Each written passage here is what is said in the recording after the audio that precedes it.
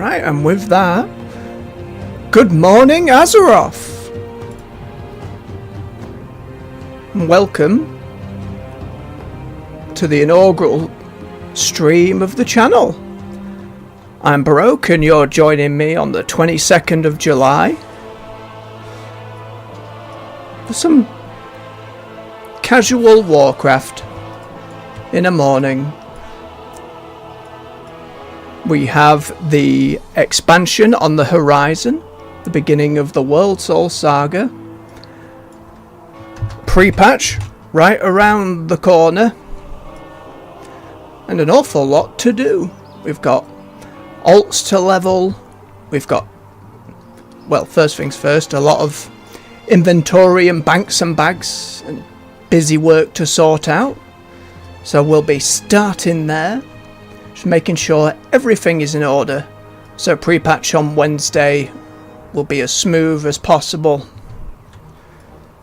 Now, I've been playing WoW for pretty much since the latter part of vanilla. Like, joined about that time.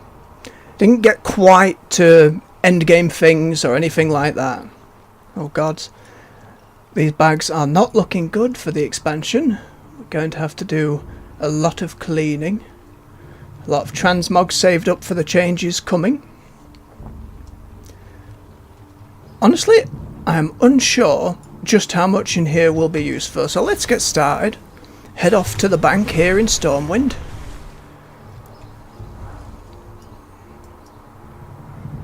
Always has been my favourite city. Oh, and it's Dancy today. The auctioneers aren't here. Oh no. I can't remember the last time that's happened.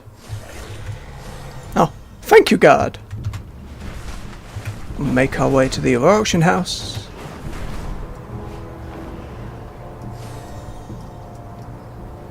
Now, a lot of the stuff for the upcoming expansion, meant bank, not auction house.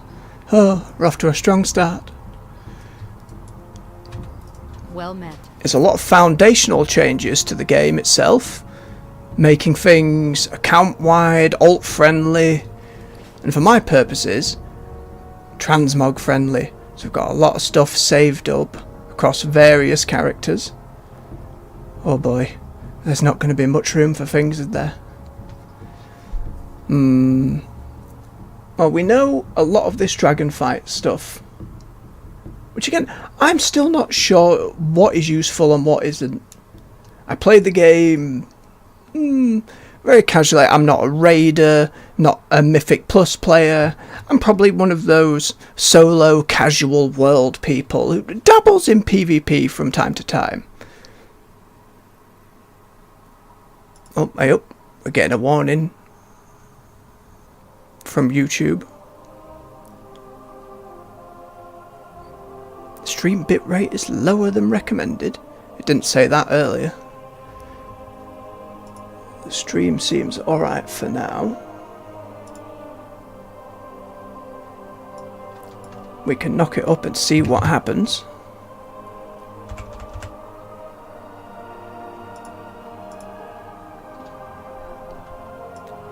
Let's see how we go there. Apologies folks, there's going to be a little bit of teching about while I get my bearings. Hit that recommended number and it should be okay. We'll see how that goes for now. You'll have to let me know you need something? if things are acceptable or not. As I say, we'll learn as we go, and I hope you'll join me in that journey. Now,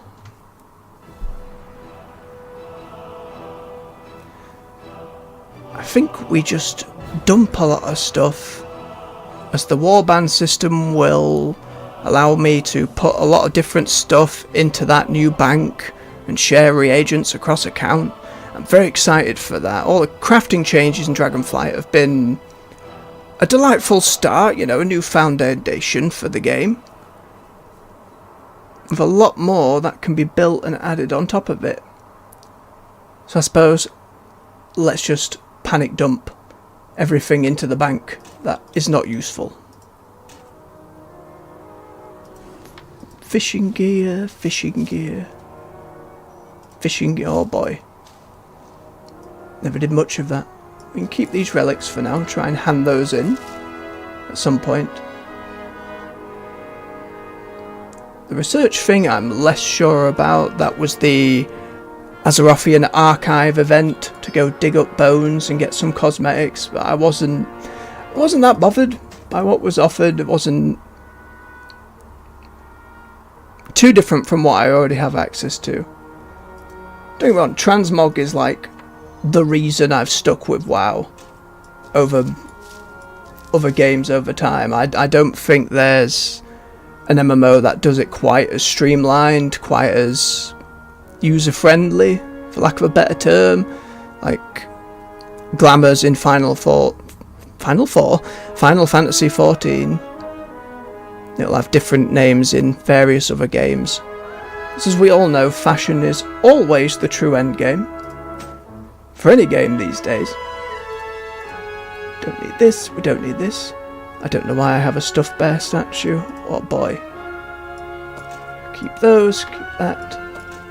Oh boy, this is going to take far too long. Let's just start dumping. Got me fishing hat. Don't know about those. We'll keep the lucky horseshoe. I can't remember if that actually helps with anything, but there we are. Not going to need that anymore. Not going to need these. Oh boy. So there's been all kinds of different little bits of world content that's been added over the course of Dragonflight. Well, I haven't gone deep with a lot of it. Like, I missed a lot of the underground patch with the Niffin, the little mole-like people. Oh no, your bank is full. Terrifying. Oh no, we've already hit. What can we get in here? Oof. Terrifying. That's mining. That's a fridge for cooking stuff. Oh dear. Well, we'll have to wait and see once the warband stuff unlocks how much else we can actually squeeze about. But we've cleared up some space. Luckily, this is the only character that has bags fit to bursting. Oh, this is Baroque. He has been my main since Burning Crusade? Around then, I assume. I started off the Night Elf Hunter called Elrondy because I was really original with my names, as many as my alts will show in a moment. So we'll need to jump about. What else have we got? Oh, we need to clean up this log. We're not going to be doing any of these, so let's get rid of them. Goodbye, expedition. Just didn't quite get around to it. One for Valdraken. We won't need the weeklies anymore. I'm not too fussed about like my gear, my item level, things like that. Those aren't the reasons I play the game, and don't get me wrong, it's the reason many people play the game, whether that's for raiding or Mythic Plus. Ugh. But for me, it's always been about enjoying the story, which might seem ridiculous to some folks who play the game. But it's how I enjoy it. I spent a lot of time buying the different books or comics when I was younger. I really enjoyed just getting into the lore. Now obviously it's had some missteps over the years. The Shadowlands expansion in particular was not loved by many. Well, I think it had some redeeming qualities. Hey, it caused a lot of problems.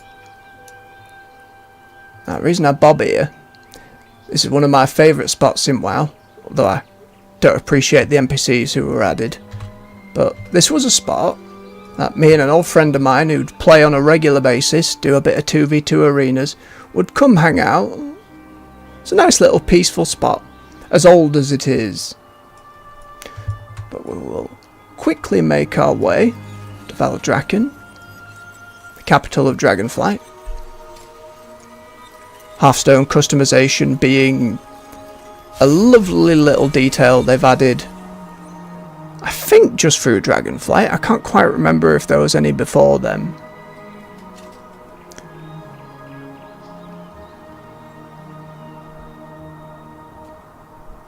But any layers of customization we can get. Whee! Right, let's quickly bob over to hand in this quest for the Tuskar. Whoop. Now for those who haven't played WoW in a while, this is dragon riding, or soon to be sky riding, as they apply it to the vast majority of mounts in the game. And it just feels nice. It's a lot faster. My only gripe being you can't do the kind of sitting in the air stationary, which makes it a little troublesome just to lounge about. However, there will be a toggle to swap back to the old style of flying, and they're increasing the speed of it.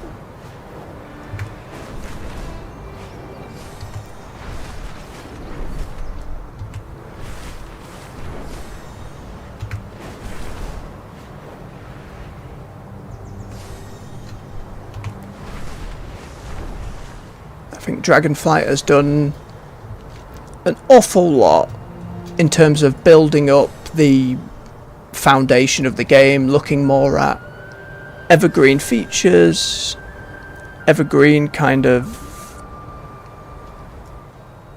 systems that will stay in place for the game. And just a big change in design philosophy from the dev team, more clear communication, much faster, like, content cadence, like patches and things coming out every 8 weeks or so, bonus modes. Like we had a Battle Royale event a wee bit back called Plunderstorm. That was a good bit of fun. Where is it? Could get this Plunderlord's Finery. Very snazzy outfit. And again, the collectathon being one of the reasons I love this game so much. Especially in the years where there wasn't as much content kind of aimed towards my playstyle, let's say. What's that? What? There we go. I don't know how my rep then. was with all these. Ah. Not full. This is another one of those systems that will keep going through into the next expansion, of which the main thing I'm excited about coming up will be pre-patch on Wednesday. A lot of those foundational changes coming in, such as warbands, which is putting all of your characters, all your achievements, all your... just making a lot of stuff account-wide. Making the game more alt-friendly and encouraging that. Things like warband gear, so as you're leveling up your main, all the different bits of gear you'll be getting, you'll be unlocking bits to send to your alts. Some of these creatures in the Onaran Plains? Adorable. Indeed. And a big bank to go along with that. So, for all your crafting needs. Again, all this large new system they added. I don't expect things to be min-maxed or meta or in any way on point, let's say. I play what I find fun. Help us strike back against them and their vile primalist allies. But there'll also be new kind of, not login screen, that's not the right, well I suppose it is, where there'll be 4 of your characters set up at a little camp. You'll be able to put your favourites at the top there. Again, another foundational thing that they'll be able to add more to over time. We're just going to get Barrow here back to Stormwind before making sure other characters are set up. As I say, he's the only one whose bank is a mess. Let's be clear, an absolute mess.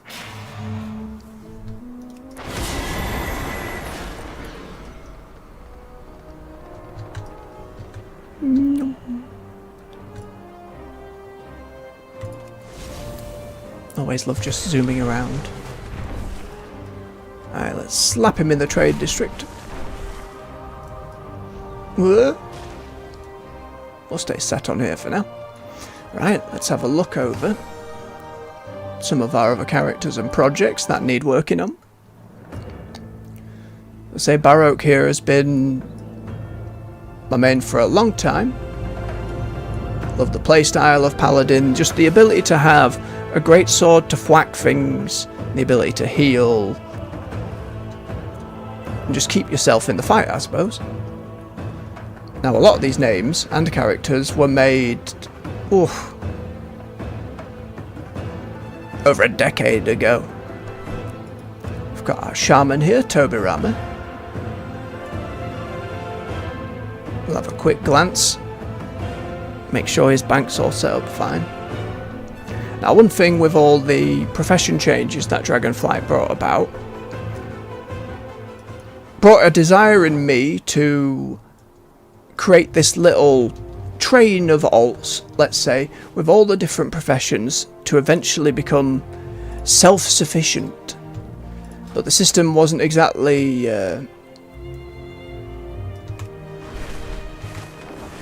built in a way where it was easy to level all that up. Need to do work orders to kind of increase your crafting knowledge, unlock new recipes, things like that. Oh, okay. So, Toby here is sat on a lot of different gear from different transmog runs to get new outfits. And the reason I'm holding on to all these, even though he can't use them, is because once pre-patch roll around, pardon me, all of that will join that kind of warband, account bound system stuff. So all of those different cosmetics will get unlocked in here for the entire account pretty much. It won't be retroactive with gear that's been like picked up and deleted. So I'm just holding on to stuff and making sure we are ready to go come the expansion. Next we got good old Wolf saying, I'm waiting for the day we get Worgen Paladins, as that will probably be the time my main swaps over, because I do love them so very much, despite the lack of a tail, which, I don't know, I feel like we should be there by now. And these 2 axes were from the Legion expansion, where you had to go and farm a variety of raids in there in order to unlock the hidden artifact appearance, I think it was. Oh, he's stuck in the Emerald Dream. Why is that up there? There we go. Alright, let's get him back. Oh. That'd probably be a good one to do at some point again. Where are we? Let's get back to Valdrakken. So Wolf here is my Skinner and Leather Worker. Again, the main thing was to get all of these different crafters and gatherers set up to feed into the account as a whole, let's say. And the War Within's going to make that much more doable, much less having to mail and send things between my characters. Well, didn't really need a takeoff there, but there we are. How are we doing? No, yep, the same. He's got not loads of stuff, but some stuff. I think I must have done a pass and gone through and set all this up at some point. So that's good at least. Well done, past me.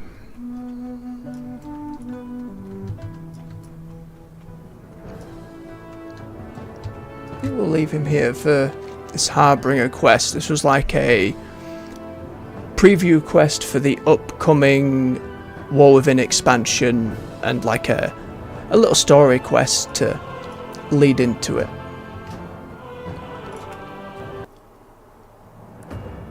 We'll just have a quick click down the others. Got Slavka here. Some characters were set up for different transmogs, some were not.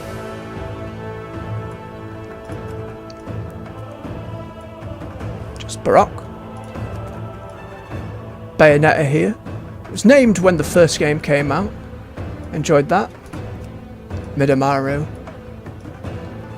Now, he is wearing elements of the Draenei Heritage armor, and this is the main reason why there are a lot of alts here, because the goal is to unlock those race-specific quests and armors. Because I think the vast majority of them are quite snazzy. Oh, you're looking very naked, Tarajin. Oh dear. We'll leave these until pre-patch, because I don't know if the gear upgrade system and any of that's going to change. I haven't played some of these in ages. And pre-patch is going to bring a lot of changes to abilities and classes that I'm semi-aware of, but I haven't really done a deep dive into. Again, this is not going to be a channel where top-end play and kind of perfect builds are going to come into play. Then we move here to these little hourglass symbols. This is the WoW Remix. So this has been an event to help you level alts through Pandaria, the 5th expansion? I'm pretty sure it's the 5th expansion. With a bind on account cloak that gets some statistics as you move through with different alts, with a load of unique rewards and like cosmetics specifically tied to that. That was my main reason for jumping in, like some class unique specific stuff once you get them to certain levels on here. And we do have a fair few more to get through, so we'll jump onto the road here. We did have some kind of Bloodborne aesthetic going on, however you end up picking up gear so quickly it's hard to hold it down without constantly going back and change it. But a quick glance at the others.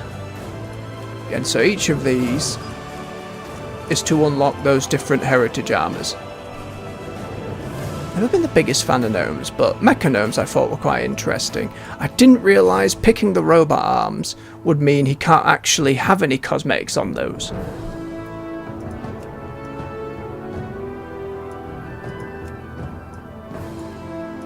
Then I believe on another realm I have one of my other older characters and another evoker, which was the dragon folk here. So when you made one for this expansion, it started at a higher level, and to be perfectly honest, I do not understand it at all. It's very confusing, so I thought having a lower level one to go through Panda Remix with might help out somewhat. But let's get jumping in here. There's a large amount of leveling to do.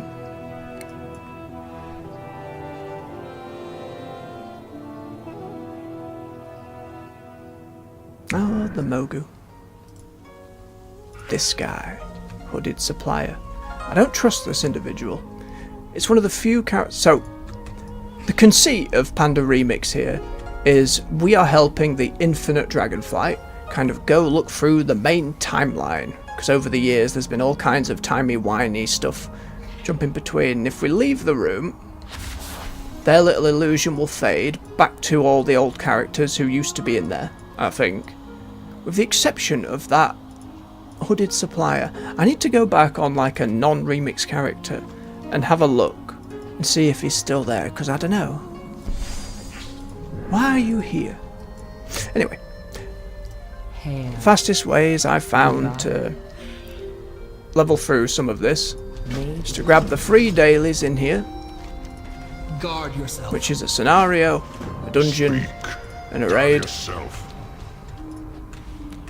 Then we sign up for those. Grab a scenario first. I'm probably alright doing heroic, but this'll be easier. Though I'm sure at this point people's cloaks, if I hover over this, have gotten absurdly powerful. I did have the goal at one point to take one of the characters and get them to a point where they could solo raids. It just meant a lot of grinding though. Alright, well, I don't necessarily want to go straight to Orgrimmar. But just click a few of these.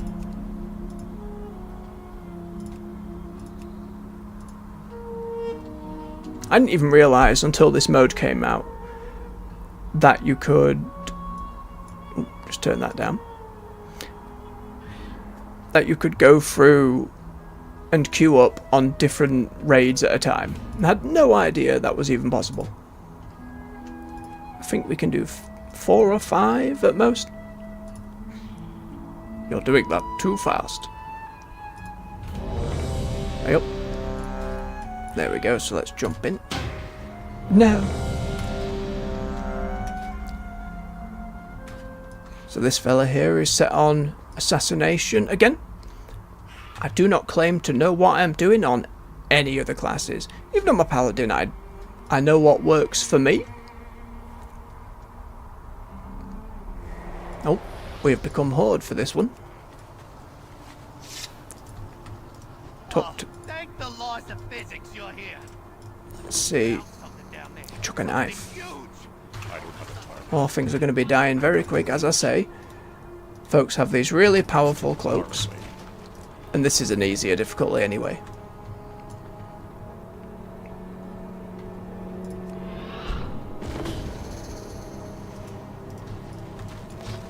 Oh boy, things are exploding.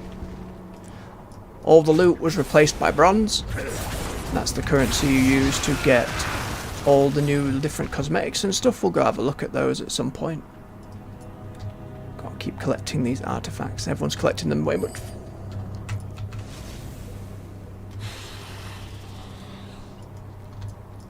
Where are we? There we are. Give. Okay, we're just walking over and that's fine. It's been a while. Boop. Destroy the wall.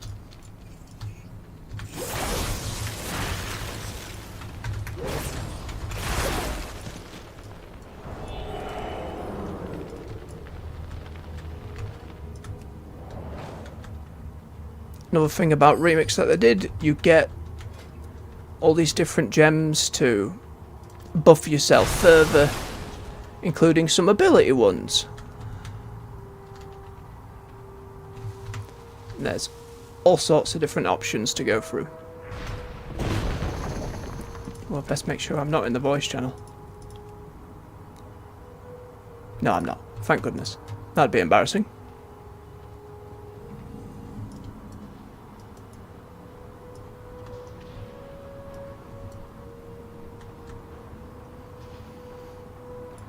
I think another reason that they chose Pandaria was some of the... It's hard to say if it's foreshadowing or not, but a lot of the elements of the upcoming expansion, some of its seeds are kind of rooted here. Some of the... whether it's themes or ideas and... Active defense matrix enabled. The old gods and the titans influencing things in WoW. Oh, done. Dead. Oh, goodness. There we go, big chunk of XP. We open all these.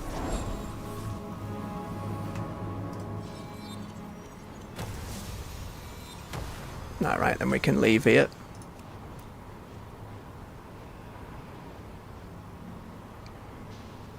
Always liked the Mogu. Alright, I'm back in the room.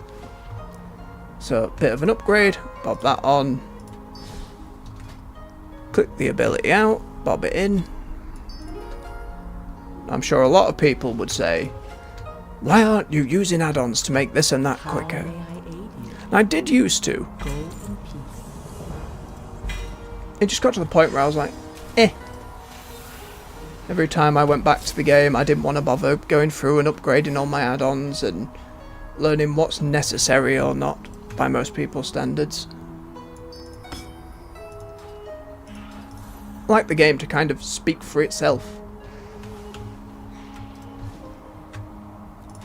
Like, one of those little sore points for years was an add-on that just added to vendors a sell junk button. You know, that's now baseline, that's now just in the game. A little quality of life thing that took too long to show up, but they got there eventually. Ah, Would you ask? the old Scarlet Monastery.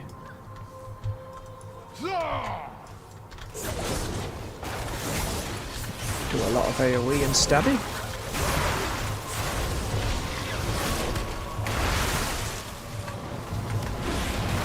Dying around and dying around, trying not to get murdered.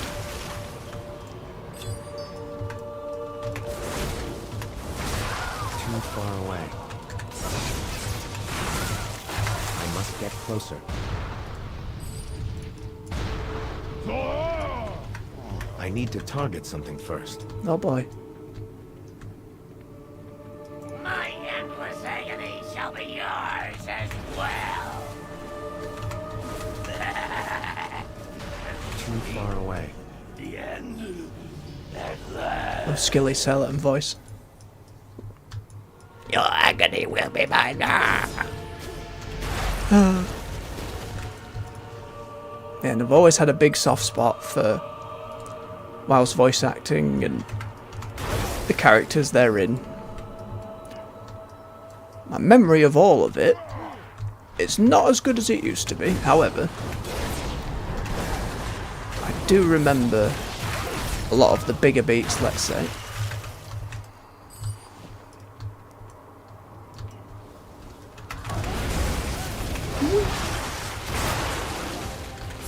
No healing from you, thank you.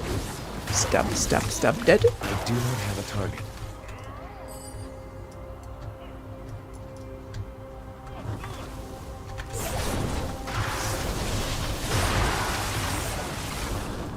Now again, I imagine even on heroic this wouldn't be too horrendous. Oh no, they've all left me. Oh, don't do this to me. Nope. I will break you. Oh, we're just running through. Again, should be fine. Remix has been out for a while. Everyone will be much better geared and cloaked than I will be. Chuck a knife. Chuck another knife. A piece of iron.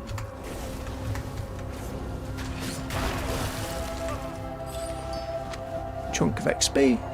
Chunk of those little cloak things. You've come so far, only to Oh, perish boy. here. I'll Don't lock honor me you out. with clean deaths.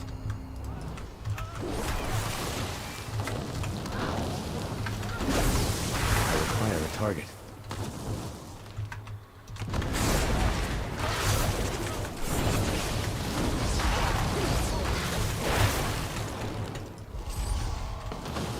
I must get closer. I know you must. Alright. Oh, I leveled up at some point, My blimey. legend begins now. I don't think it will, Commander. But my legend. Ah, White Maid. Too far away. I think I do still prefer how the dungeon used to be. I remember this room being a lot more threatening. Well, again, we're in Remix, things are going to be all over the bloody shop.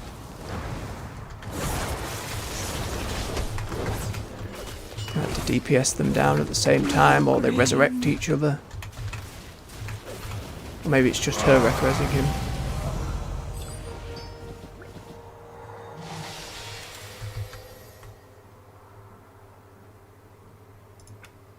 Where's the emotes? Where is Fank? Ah, everybody already gone. Blimey.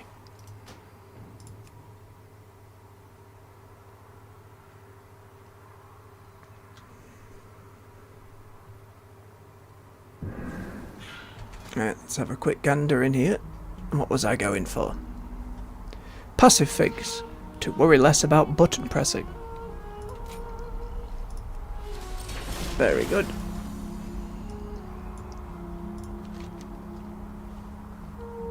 Oh no. Completely forgot the dungeon quest. We will abandon it and grab it next time. Now, main reason for coming through and doing this content What is your purpose? Protect the truth. is all the different cosmetics you can unlock. You can grab them for every class, from every tier of raid, dungeon, world stuff. Go now. Where's the specific one? There we are. It's very wise to shop here. He had a couple of unique ones, like a class set. These were recolors from stuff that was on the new trading post. I say new, it's not new to folks who've been playing, but if you haven't been playing WoW for quite some time, trading post is akin to a kind of a battle pass, but it's not something you have to pay for. I mean, you know, WoW's a subscription still, but it's just something you can earn as you go. See there, underneath the epic name, is come back here. I have just the thing. It says Remix Pandaria. So that's kind of denoting to the player that all of these things are only available within Remix. Though oddly some of them don't have it, but there we are. Then others will still be gettable, well, obtainable rather, in like the regular game, in regular Pandaria. But there is a lot here. And for those of you who love your mounts, I'm not as big as a mount collector, but you have a lot of recolors. Like unused assets from the time.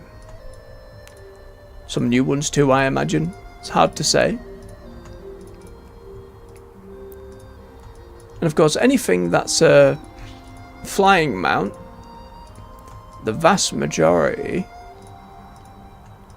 like these for example, will work with the new Skyriding coming in a couple of days. And then all of these are through this bronze that you just constantly get through playing. And that even meant these much rarer, harder to get mounts. There's that big one on the other one, yeah. Because I remember this one, you had to go around the Vale here in Pandaria, and they were like random crystal drops. I can't quite remember how it worked, but you had to get like 10 of them. Then you had to find that dragon flying around in the zone, hope that nobody else had found him first, and then kind of use those gems to shoot a laser at him. Maybe there was a mini game involved, I can't quite remember. It's very time consuming. The drop rate I remember being abysmal. Now what you saw with the scenario and the dungeon there is probably increased about tenfold for the LFG version of raids. I imagine it's pretty similar for normals and maybe heroics by now in here as well, but as I say, you get these bonuses for doing it each time, and the raids specifically gives you bonuses to experience gain. So I say on my cloak at the moment it's 350%. So actually going out and just, you know, regular questing and killing stuff, you level very, very fast compared to... oh boy. So as you see here, we've just walked in and the boss is already going. We're nearly in its dead. So that's kind of the the remix play style. It's not really a play style. No, there is a huge amount of appeal to get to the point where you could come in and do that solo. Like I love that idea, but there was a lot of problems when it first launched. They hadn't considered some old farms, like when Mists was current content. And those methods that people used back then, there was one specifically for these big toads on the Timeless Isle I do not have a target. that was still kind of exploitable. So people power leveled super fast and their cloaks became bonkers and they were doing obscene amounts of damage. And they tried to offset that with like anyone who hits level 70 on a character, you'll keep getting like big bumps of bronze. I think we'll see it when we get to max level. Oh, I've got upgrades as well. It doesn't really matter given how quickly we're flying through. They must seek the legendary weapon within the depths of the vaults. I require a target. Oh, Lord Walker Cho. I do miss him as a character in the game. I can't remember I'm sure he must have been in through something other than this. There must have been some other point he showed up. But I can't think of it off the top of my head. It was a joy to have around though. Absolutely lovely voice. Loved his little story times. Here comes the boss, who will die in less than a second. And yep, it sure is. Garage Al. Boop. It goes again. What cloak stuff? And there's that 7% increase to XP gain. Very tasty. Bested by the likes of you. What a shame for a Zandalari priest to endure. So those are those like 3 daily quests done. Now I've signed up to a few more of the raids. As Umbrasil here is getting very close to max level. What is your purpose? Called me a puny void elf. Very rude. Protect the truth. More stuff. More upgrade. And another one's popped. There's no time to swap gear.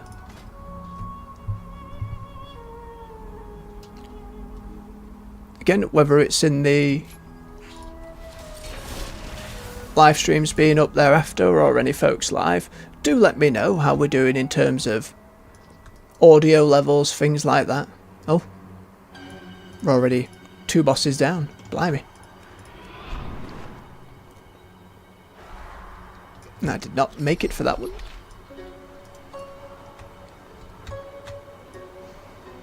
Obviously, the very clear and inherent problem is how repetitive this can get. If you're going for that XP buff and just going through and doing every single one of these raids on LFR every single day for your characters, it got a bit much, not gonna lie, got a bit much. But it is a faster way, at least until pre-patch, where they'll increase leveling speeds and such. So, and even then it will still be a very fast way to level characters while it's available. I believe it's another 28 days up until the war within itself, or a few days prior.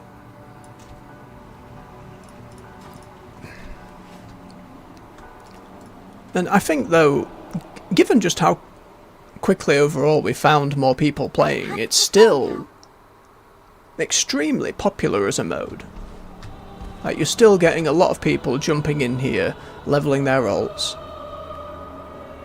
trying to earn that bronze to get all those cosmetics.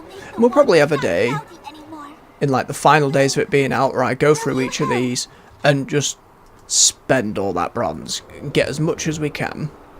The main things were those specific class armors and weapons, those like arsenals I was very intrigued by.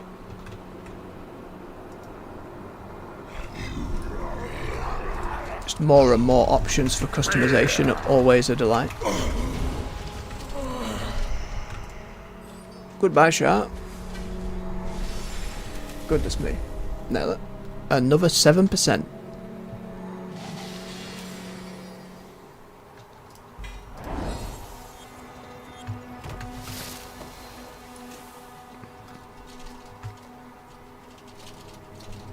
Oh goodness. So now the issue is having to re-equip and unequip all the things. with the higher item level.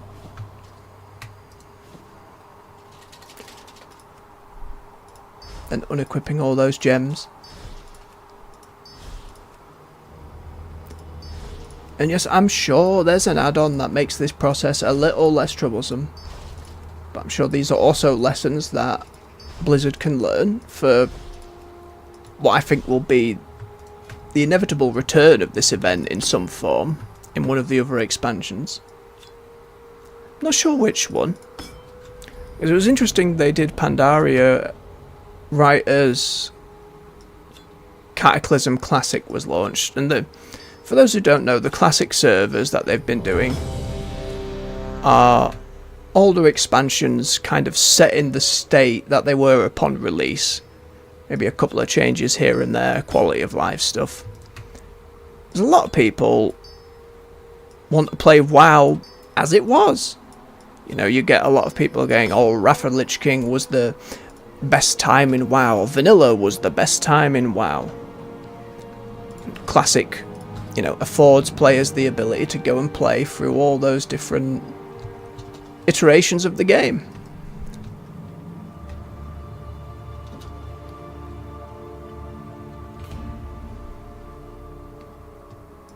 And we're off again. I am out of range. And they're dead again. Oh. We are the extension of our Empress's will. Ah, the manted. More silly bug voices. We are bug people and we hate you all. We're going to kill you for the old gods. Never to question nor to contemplate. And there was a whole quest line in the Dread Waste where you team up with some of these and take them away from their corrupted Empress's control. The Shah and the remnants of that society. And they let you know when you do all the quests and you got kind of maxed out with a reputation. There's this big reveal of letting you inside their base, and they kind of reveal to you, we are the servants of the old gods, we're working together now, but one day we will be enemies and we will fight you. Now I remember at the time going, oh, that'll be cool, some expansions down the line. But they just ended up being a boss fight in the final raid of Mists. Like, they were, I believe, just in a room in Orgrimmar, having now worked for Garrosh, who's kind of just power hungry, and I can't remember like the specifics of why they were working with it. I can't remember that being explained very well. And then they just kind of faded away. Didn't see much of the Mantid. Haven't seen much of the Mogu either. I think we had a little bit at some point, but it's a shame because I really liked their designs. I liked how unique they were, especially for servants of the old gods. There's a lot of things with tentacles, big bugs, and I suppose they are big bugs. But it wasn't the same as all the stuff in Anchorage and like the Nerubian side of things too. And that'll be a big thing we get into with the War Within, is the Nerubian, you know, those old spider people from Warcraft 3. And their society as we delve underground, you know, within. Oh.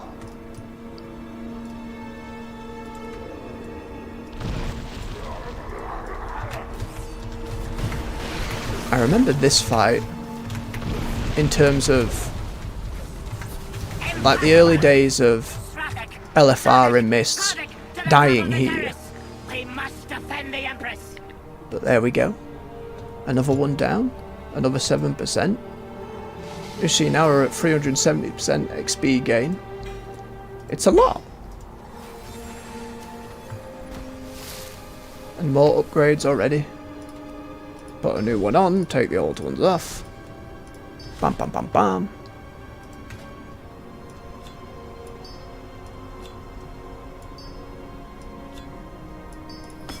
There we are. Now we'll quickly leave. Was I signed up to another one? Yes, one more. And the nice thing about queuing for several at once is it fills up pretty quick. We leveled again as well. I think we wanted more passive stuff. We could take the tea. It's always a wise thing to do. What else have we got? Increases melee range. Healed over time. I'm not a big fan of the stealth dancing, which might sound silly, being, you know, it's a rogue. We'll take the tea. We will bob it. I think we'll bob it more in clickable range.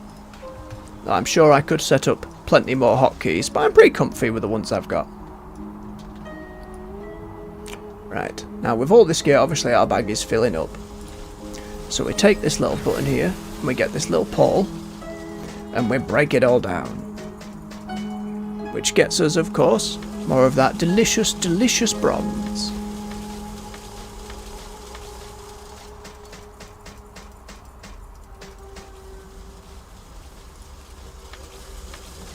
Do have quite an amount. As I say, as the final days of Remix are in play, we'll be going through and just buying up all we can. There we are. Let's talk to the transmog lady and slap back on our old outfit. There we go. Just the one set up, Mr. Fancy Bloodborne.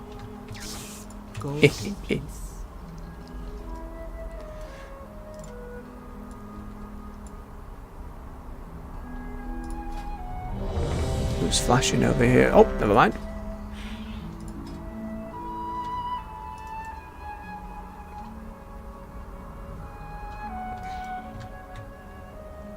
I am genuinely impressed though that there still seems to be a large amount of people still going through and playing this mode. I think they'll certainly be looking into how they can improve on it for next time. There's plenty of things they can do, I'm sure. I would personally like more kind of how do I put this? Agency in getting more powerful that doesn't just rely on like these or do your 3 daily quests each time and then do that on all the other characters. I'd have loved to see something like Torghast, something almost roguelite-y and repeatable that you could kind of just... Maybe that defeats the point, but I much prefer content like that. And WoW has had a difficult relationship with that kind of thing. There's been a lot of different mini-modes and experimentations over the years of different expansions. In Legion there was this little mini-game where you had the like Withered Nightborn, and you would go through... Again, it's been a very long time. You would go through this little dungeon kind of collecting and saving these individuals and building up this little mini army of not quite zombies, but getting there. And I thought that was pretty interesting at the time. Then in BFA they had island expeditions, but I barely touched those. I loved the idea, but again, for group and match-made content, I just end up doing much of that. And then in Shadowlands, of course, there was Torghast, which was meant to be its kind of roguelike, repeatable tower mode, which, unfortunately, just because it was set in Shadowlands and the Moor, there was an awful lot of samey-looking environments and enemies, and it didn't have the variety it needed. And for a lot of players, it felt like a very forced chore because a lot of the player power options were tied to it. Now again, that's not how I play the game.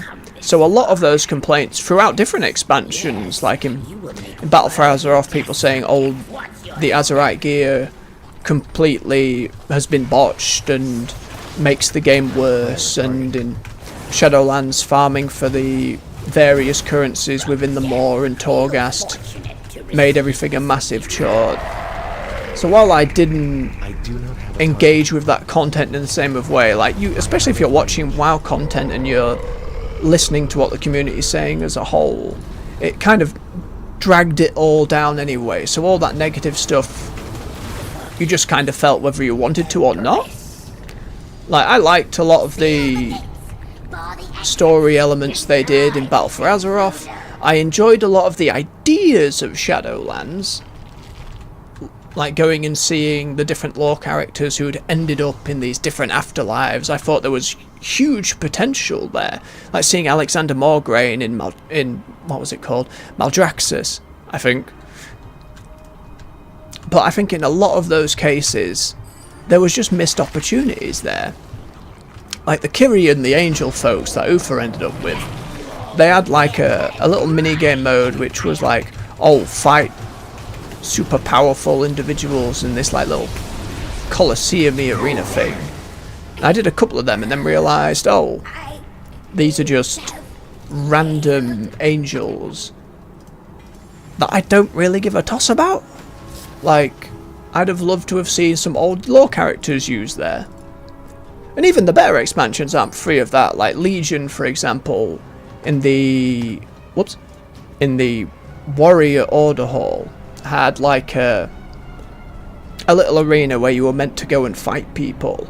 And when they were first like showing that off, I thought, oh, will we fight like dead characters from WoW's history? Like, will we get to fight Varian or Broxagar and all these different mighty warriors from WoW's history? And didn't end up really doing that either. Oh, pardon me. Oh, we got one more to go. I think we'll do this one more and then I'll have a quick bio break before jump into another character. As I say, there's a lot of these to get through. Oh, and with prepatch on the way, not a whole lot of time to do them.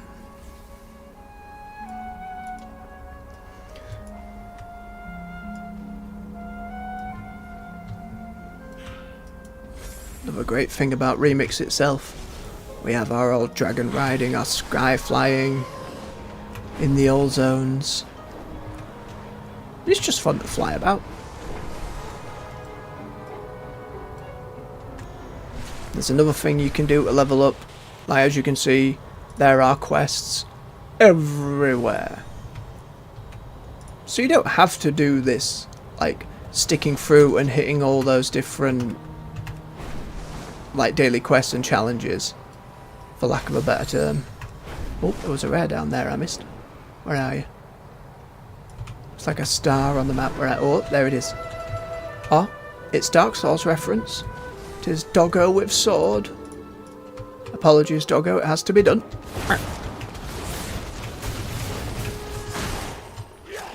must get closer. We are closer, friend. We are closer.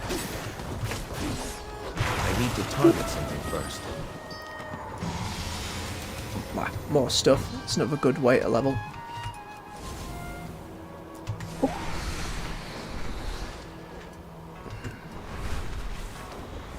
And you also have, you might have seen as I was flying about, these little bronzy circles that are kind of hovering about. Which again, just gives you a bit of bronze for flying through, gives you some stamina back, so you can keep on whizzing about. We get some discovery go. I haven't seen any of this place on this character, so we'll fly about, grab some more orbs.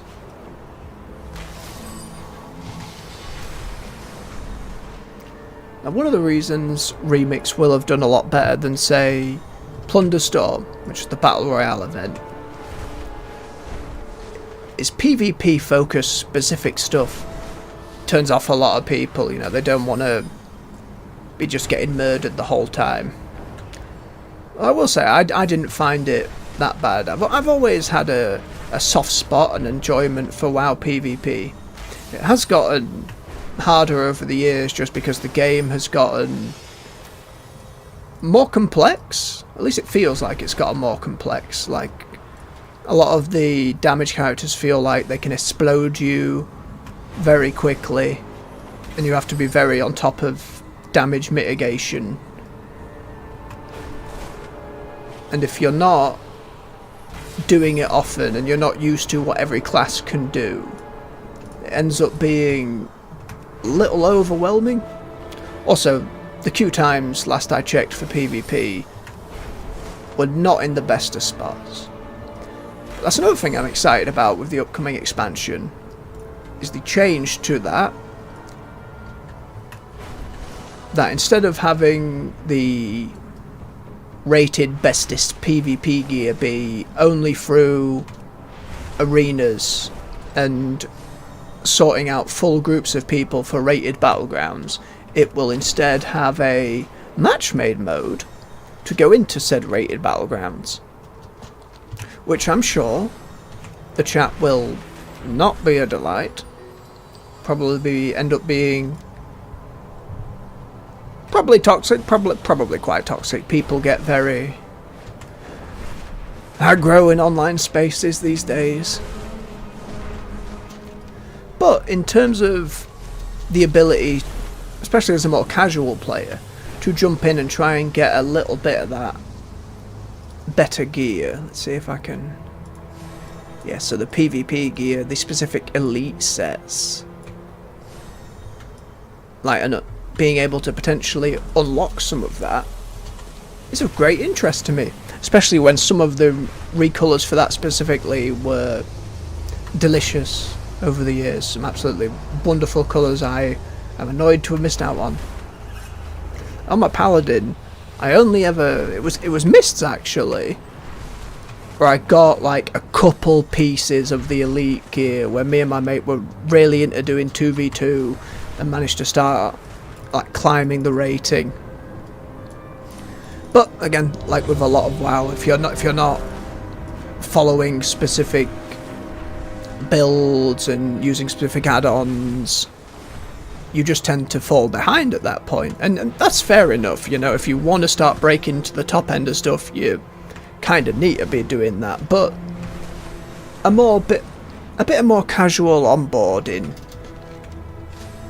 just helps keep that kind of thing more healthy in general, you know, evens out that curve and hopefully gets more people playing it. And so the queues are a little more reasonable. Oh.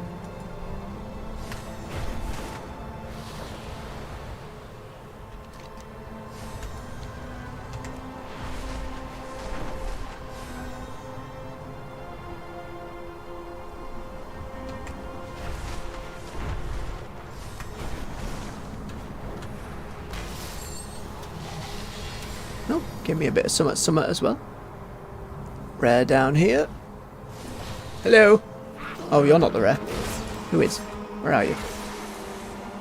Oh, I arrived. Oh. Oh, Jinyu. I love this race. Forever salty that they didn't become an allied race, that they weren't something we could play as. I just like the design. Oh, I'm getting murdered. Press the wrong button as well. Oh, no. Grab that, kill this one. Come on. I can do it before the queue pops, I can do it. There's that T. Come on, stab. Alright, I'm getting splashed on. I play this video game. I know how to not stand in the fire. Woo!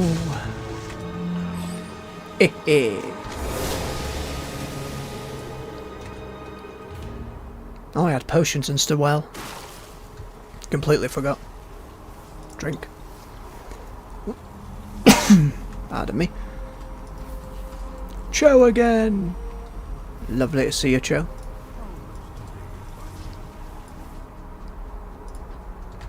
Ah, the ancient vaults of the kings of Mogoshan. What might this button do?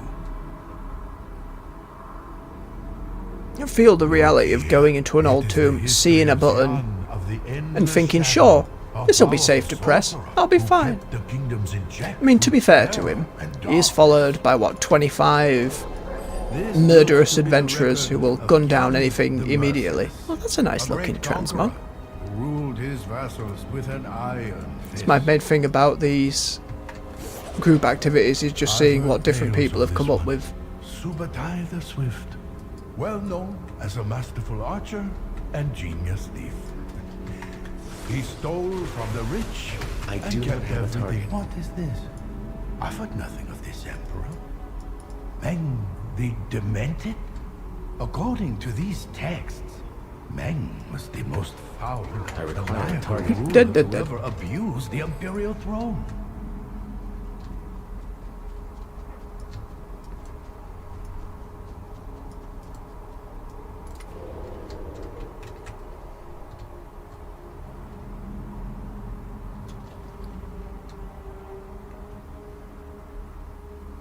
We've got all these different, like, usable things and buffs as well that I am not making use of. I need to fine. target something first. And I'm not exactly doing the more difficult sides of it. And I'm sure people have even the mythic stuff down to a T. And they're absolutely murdering through the raids. I've always been of a bit of a nervous disposition when it comes to the multiplayer stuff and being worried. You know, I fall into that category of someone who's like, if I do group content and I mess up, someone's going to start yelling at me, and I don't want to deal with that. Simply do not want to deal with that.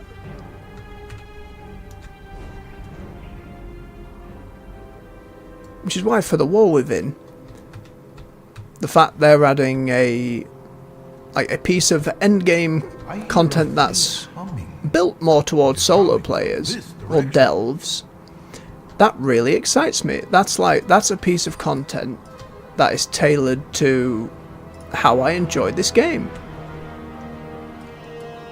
and can still give me then some like gearing aspirations. I can start actually caring about those numbers again, caring about that gear again.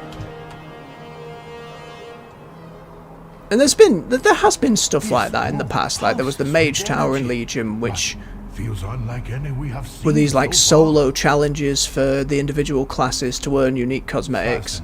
I love trying to do some of those. I think I got it done on my Paladin, on Barrow. May have done one or two more, but I can't quite remember. Before that, there was a quest line for Warlocks that unlocked Green Fire, and that was, you know, it was a cosmetic that changed all your fire-based abilities and then obviously made it green.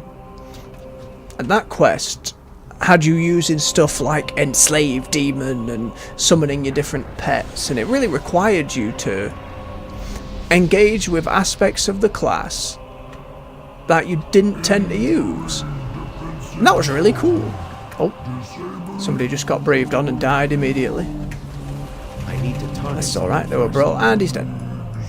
Goodbye, Star Dragon.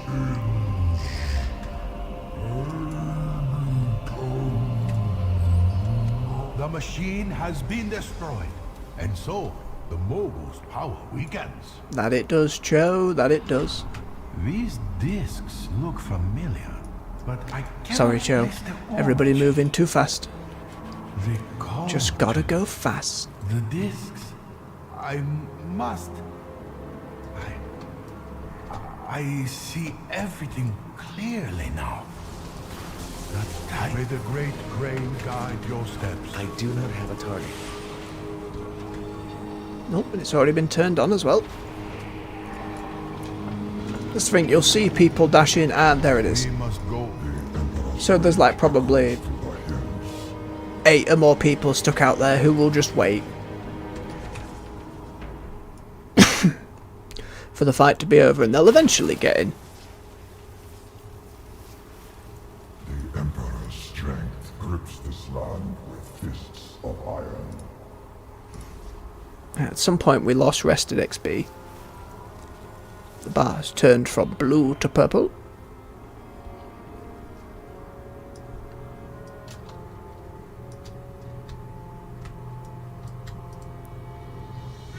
So in this phase, or this fight rather, these different pillars will pop off and individuals will jump down.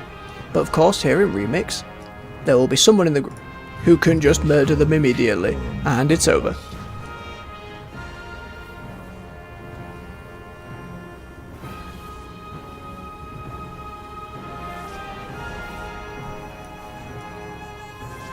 Nope, and another. Down, down they go.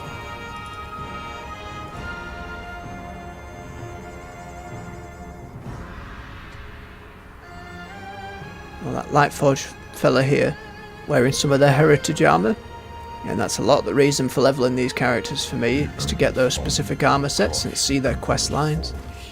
I don't think the allied races have a quest line associated with it, you just kind of get it for hitting a certain level. But all the original races that aren't allied races get a quest line associated. And those have been pretty good overall, a couple of them less so than others. I don't know why I nearly exploded there. There we go, another one, another 7%. So that would be the thing that I was doing. It is going through each of these, all of them down the list, as you level up. And each time you do one, you're getting another 7%, and you're banging through it each day. Again, even without these ridiculous bonus percentages, just going around and questing is more than sufficient to level up. Let's see how much we get when we kill this turtle. Like, boop, little chunk. Imagine it's not even that bad to just go around and murder things constantly. Tap this little voucher and it will take us to the nearest bazaar, where the infinite dragonflight is waiting for us. And there's one of these pretty much in each of the different areas. Oh, and we got some upgrades.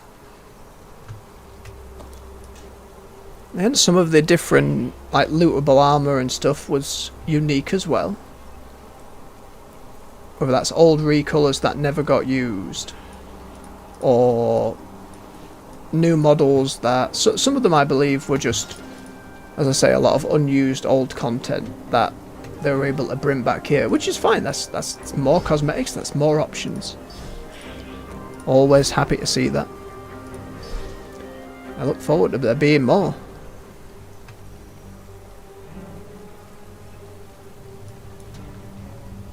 Right, is that one done? Let's get them re-socketed.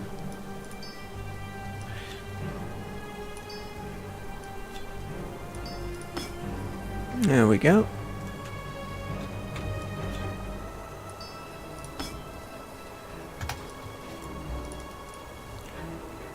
All right.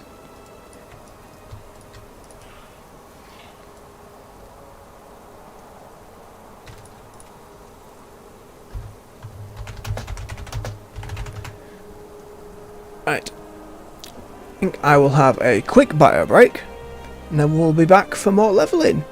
Make sure you're all staying hydrated, and I'll be right back.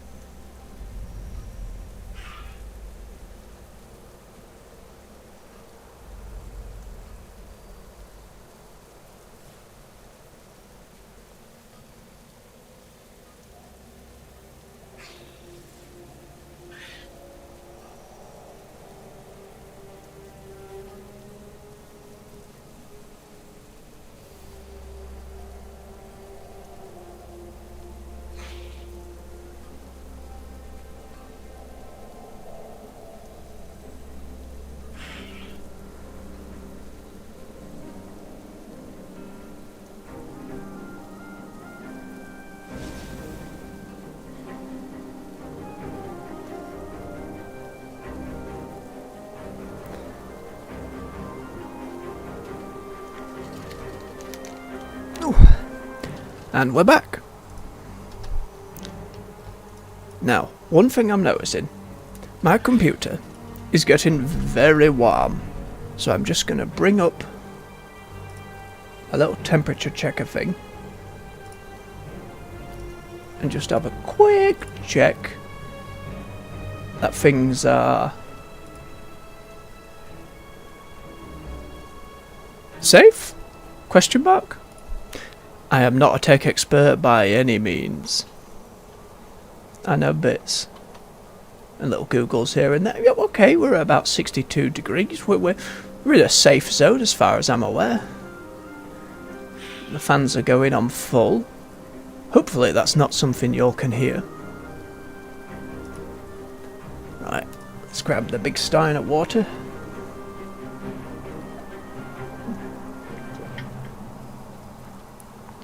Ugh. I'll tell you what, let's... Which one here?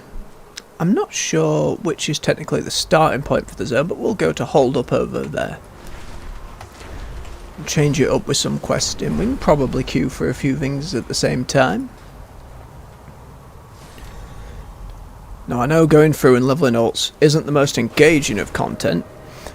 However, that will change as we approach the new expansion and all of the goodies it has to offer.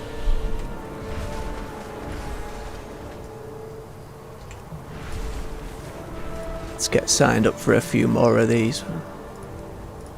Done that one, done that one. There we are.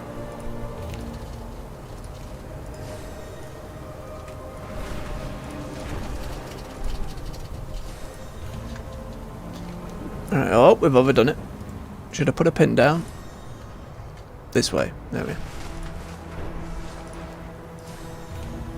Right, we'll do those 4 for now.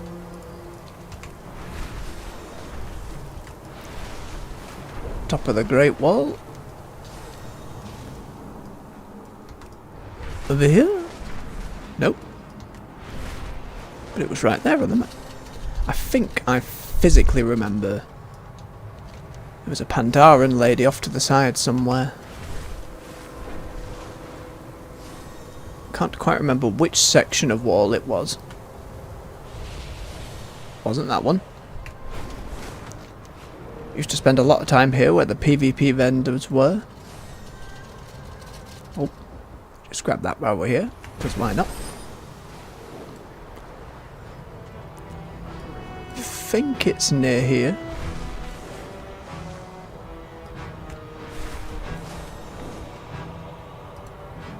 Yes, here she is. Let's reapply our poison. Being a stabby murder person we are. It's bad enough trying to hold off the mantid, but now we've got spiders swarming up from the ruins below. One of my best marksmen caught a blast of webbing around his leg and got pulled straight down. We think he's alive, but I don't have the manpower to send anyone in after him. We're stretched thin up here, rogue. If you want to help, use the rope behind me to drop down into the ruins. You're not afraid of heights, are you? How about spiders? Then we will get ourselves the Calaxy quests and little box of treasure. Be strong. Now, I won't be reading every quest, given the number of times I've done these. However, when it comes to the War Within, I don't know how much in terms of voiceover there will be. I imagine more than prior. Boom, spiders.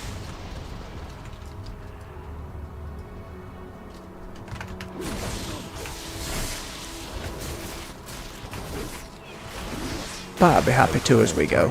I know for a vast majority of people, myself included a lot of time, you just end up clicking through quest text, but would like to try and get into the habit, especially with the new expansion and the focus they're putting on story and how important that will be for the trilogy of expansions in the World Soul Saga going forward. Just trying to absorb more of that.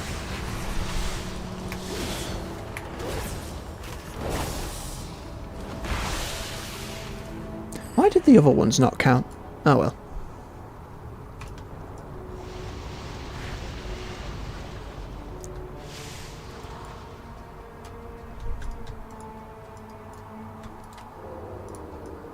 And we jump and stab. Nope, that was sap. Oh well.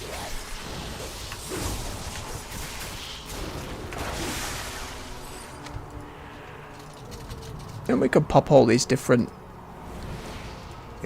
class buffs, all assigned to these different scrolls. Nope, not that one.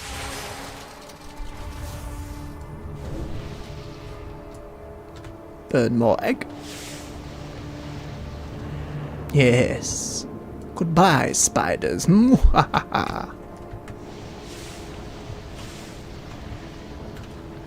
Dread. One more.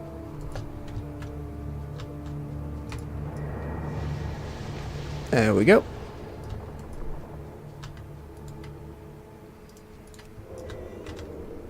Stab. Big fire explosion. Again, that's coming off one of these different gems we've got in. Be one that involves a meteor. Yeah, there we are.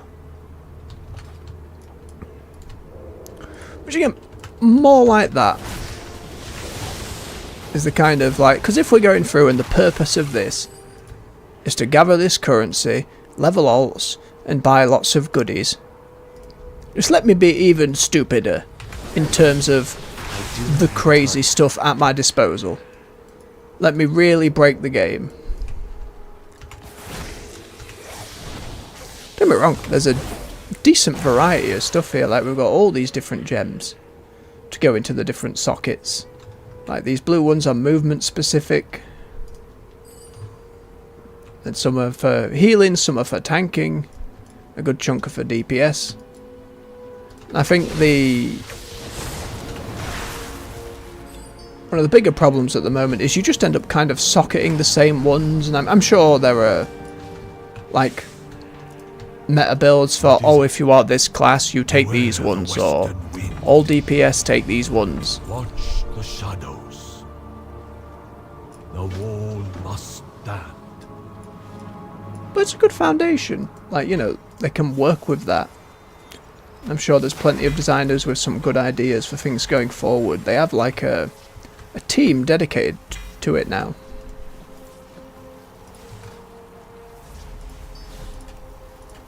Like something like, when I'm doing this, like, assume that I want to extract them all and do them all at once. That kind of thing.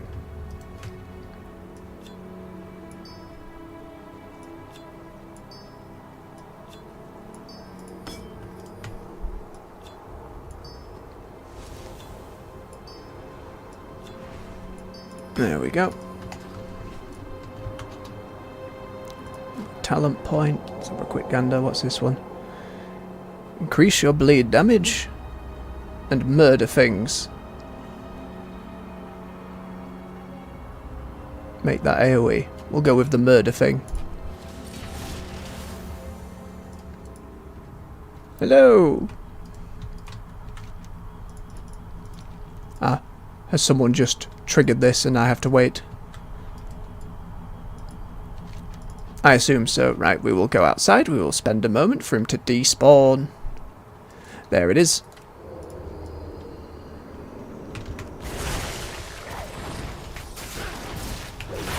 Boop.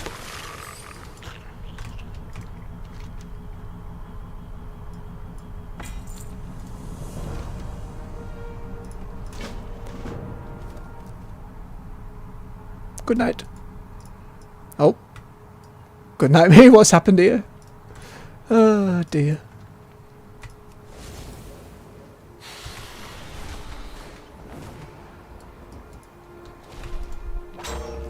Bing!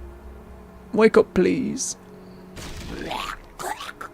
I have returned. Yes, very good.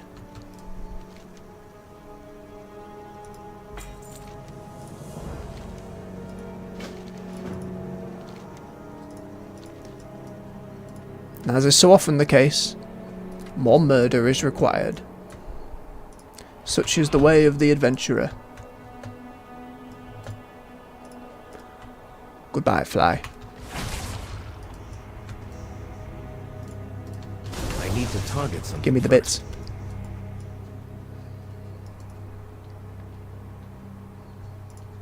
Bam. No, I mean, if that just does it, then there we go.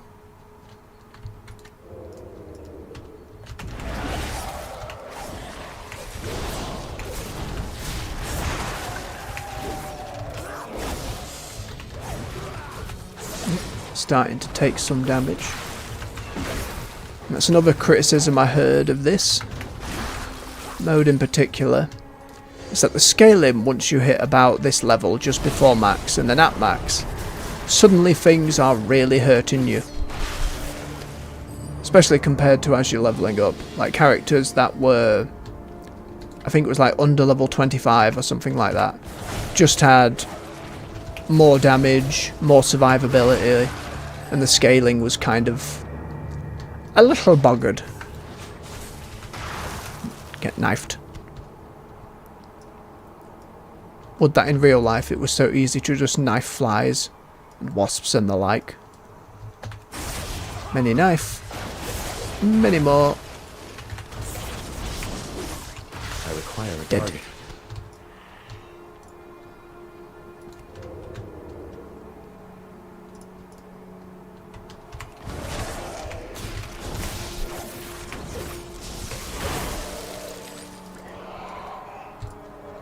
Is that more flies that way? Yes, it is.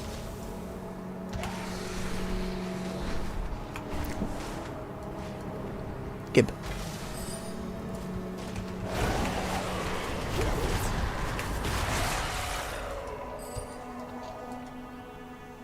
Hello.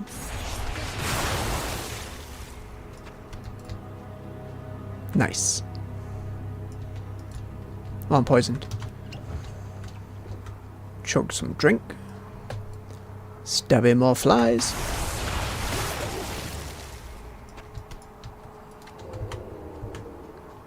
Oh, right, of course. The poison.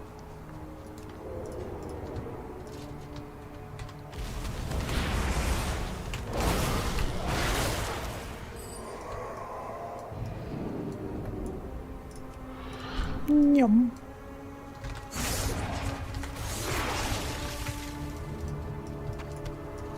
Oh, there we go. Who's on me? Go away.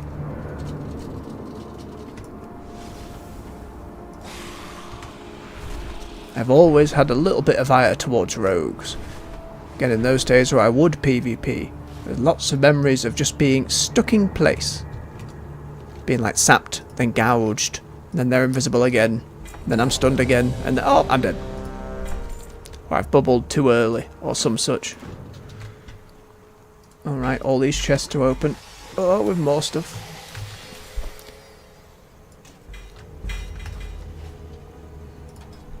Or that. I don't know if I have to reapply the poison every time, but there we are. I won't do the travelling with him yet. It's when you tend to go into an instance area like a raid or something and you're like in a stuck bit of quest travel where an NPC is kind of just carrying you about. Ends up buggering the thing to where you have to go back to this spot and then get carried over again. Yeah. I'm not risking it, game. I don't trust it. And sometimes you can go to the area without the character carrying you. But I think the older the expansion is, the more troublesome that is. Let's see how quick he does it. Come on, quickly now. Whee! I am Kill Rook, a warrior from an era long past. Hello! In my time, this was a Mogu stronghold. It was my honor to paint the walls with their blood. Very reasonable. For my deeds, I was named a paragon. A hero to be preserved in amber for a time when the Empire would need correcting. I see, I see. I do remember enjoying this questline back in the day. Just again, it was interesting to meet and interact with this culture of a faction that is clearly our enemy, but the enemy of my enemy, my friend, being kind of the thing. What power is this that burns our land and corrupts our trees? Because the thing, it's the Shah stuff, but the Shah stuff is Old God stuff. So I can't quite remember why they were opposed. Because the Shah was... This is not our not way. the same? I see why the Klaxi have been forced to act. They are a council of our wisest cultural leaders. They serve to check the power of the Empress. Oh yeah, absolutely, chat member. It was just Should the Empress a lot of use of the human racial to get out of it, and a lot of bubbling, the Klaxi are sworn to and praying you stun the rogue. There are others like me. Should move that chat panel so it's more within my line of sight. How can we do this? OBS, please. Oh. The council, and we rest only when their will is done. That's not quite done it. Oh god. I'm having to multitask. Oh, we've landed. Enter. No. There we are.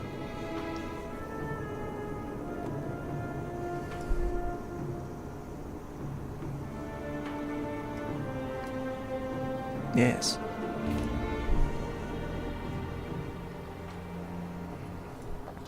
Where are we now? Oh. The animal bit.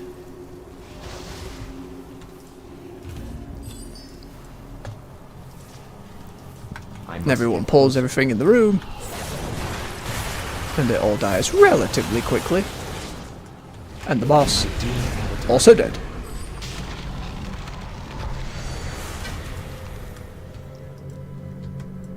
It was a lucky guess, it was a lucky guess. And I imagine it will be a lot of chat members with chat as a middle name over time, so critical. And this is my first day on the job, as it were. I will get used to keeping an eye on chat. See if we can move it a little closer without OBS getting upset. Don't put it in there. No. Stop it. There. Nope. God damn it. I can't afford to get lost in here. I think I have the gem equipped that stops me taking fall damage. Thank God, because otherwise that would have been death. Oh no. I don't want to get murdered.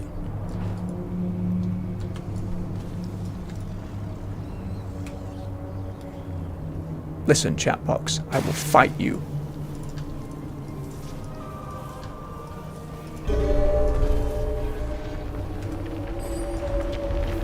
I am hoping so. It will all come with practice and time.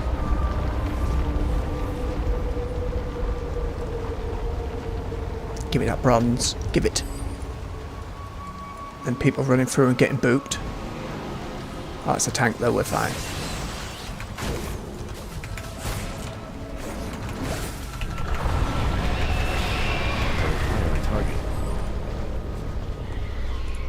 It's interesting because this mode has allowed me to kind of get glimpses into classes I wouldn't have normally played. Oh god! No! Come, we're invisible. Drink the potion. Be near the healers. Alright, little stuff like this, like we have no health in the health bar. We're not disappearing. I imagine that will just be more precise tuning when they do further remix things. That was kind of pointless, but there we go. I did have a button that lowered my damage. That one.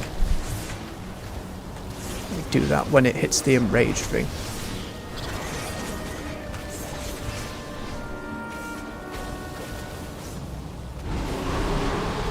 Oh, I already did. I'm an idiot. It's fine.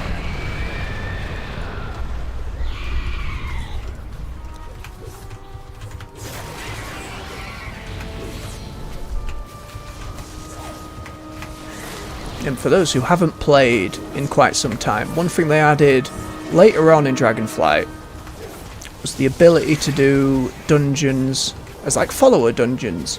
So that can be you and then 4 NPCs.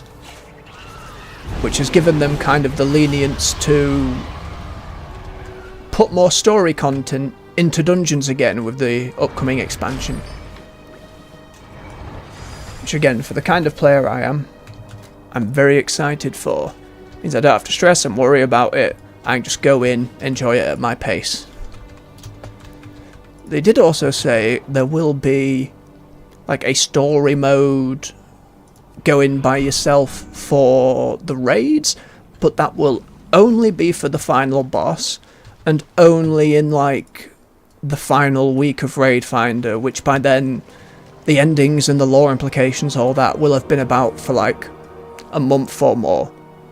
Which I feel like defeats the point, because then a lot of people are either going to get it spoiled by just being in the content creation circle of like, I watch WoW content and then all these 8 videos have, oh! Nope, nope. Play the video game. Oh! And people will just end up doing what they've done throughout prior expansions. They're going to look up the endings, they're going to look up the cinematics, have no context, and then probably complain about it. And the actual playing through doesn't end up getting done. And even if you want to like actively avoid being spoiled for that kind of thing, you'll just get it through osmosis if you're following, like, you know, if you play a game like WoW and you do so regularly, you're probably watching at least 1 or 2 channels that cover WoW. So the odds of you avoiding spoilers completely isn't the easiest of things. Chuck a knife. Burb. Oh, and we're in again. Good boy, remember to click the XP, click the gem, click the cloak. Why? Teleporting worm? Why? We're out. Nope. Be gone. I am out of work. Why did it teleport? Is that meant to happen? I have no idea. Oh yeah, absolutely. Having LFR for... Oh god, so when was it added? I mean, Cataclysm. Cataclysm was when it was added. And it meant you could see that content. And I, again, as someone who didn't really raid, I did like a bit in the end of Burning Crusade and a touch in Wrath of the Lich King. When I had a guild that was active, we did a bit. But the ability to go in and see that content with much less stress was huge. But even then, you get people who were like, oh, look at the DPS chart, look at your gear score, look at all this, like it mattered in LFR. And obviously, mechanics were a lot toned down, but there were still things that would kill you. And I remember in Dragon Soul there was, about the halfway point, there was that big purple dragon. And it was like a DPS check, you had to kill it before it did like a big explosion of damage.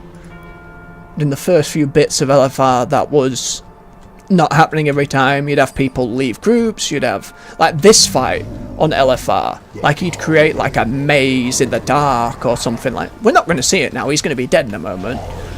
But I remember this being real troublesome in LFR. And especially because a lot of the fun for me is going through blind. Like not knowing what's coming, not knowing the mechanics and discovering as you go.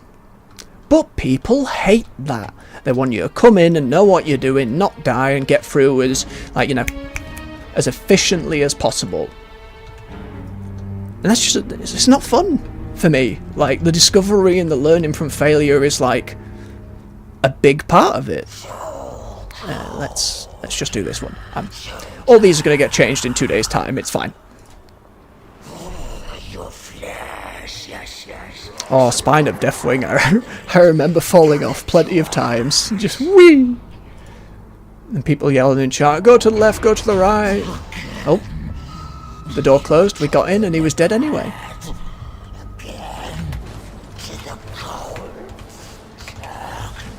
Blob, please. No one else is going to help me. I gotta do it. For the raid. I do not. Oh wait, I'm probably not going to get to the boss in time. Let me run. I'm faster in stealth, I think.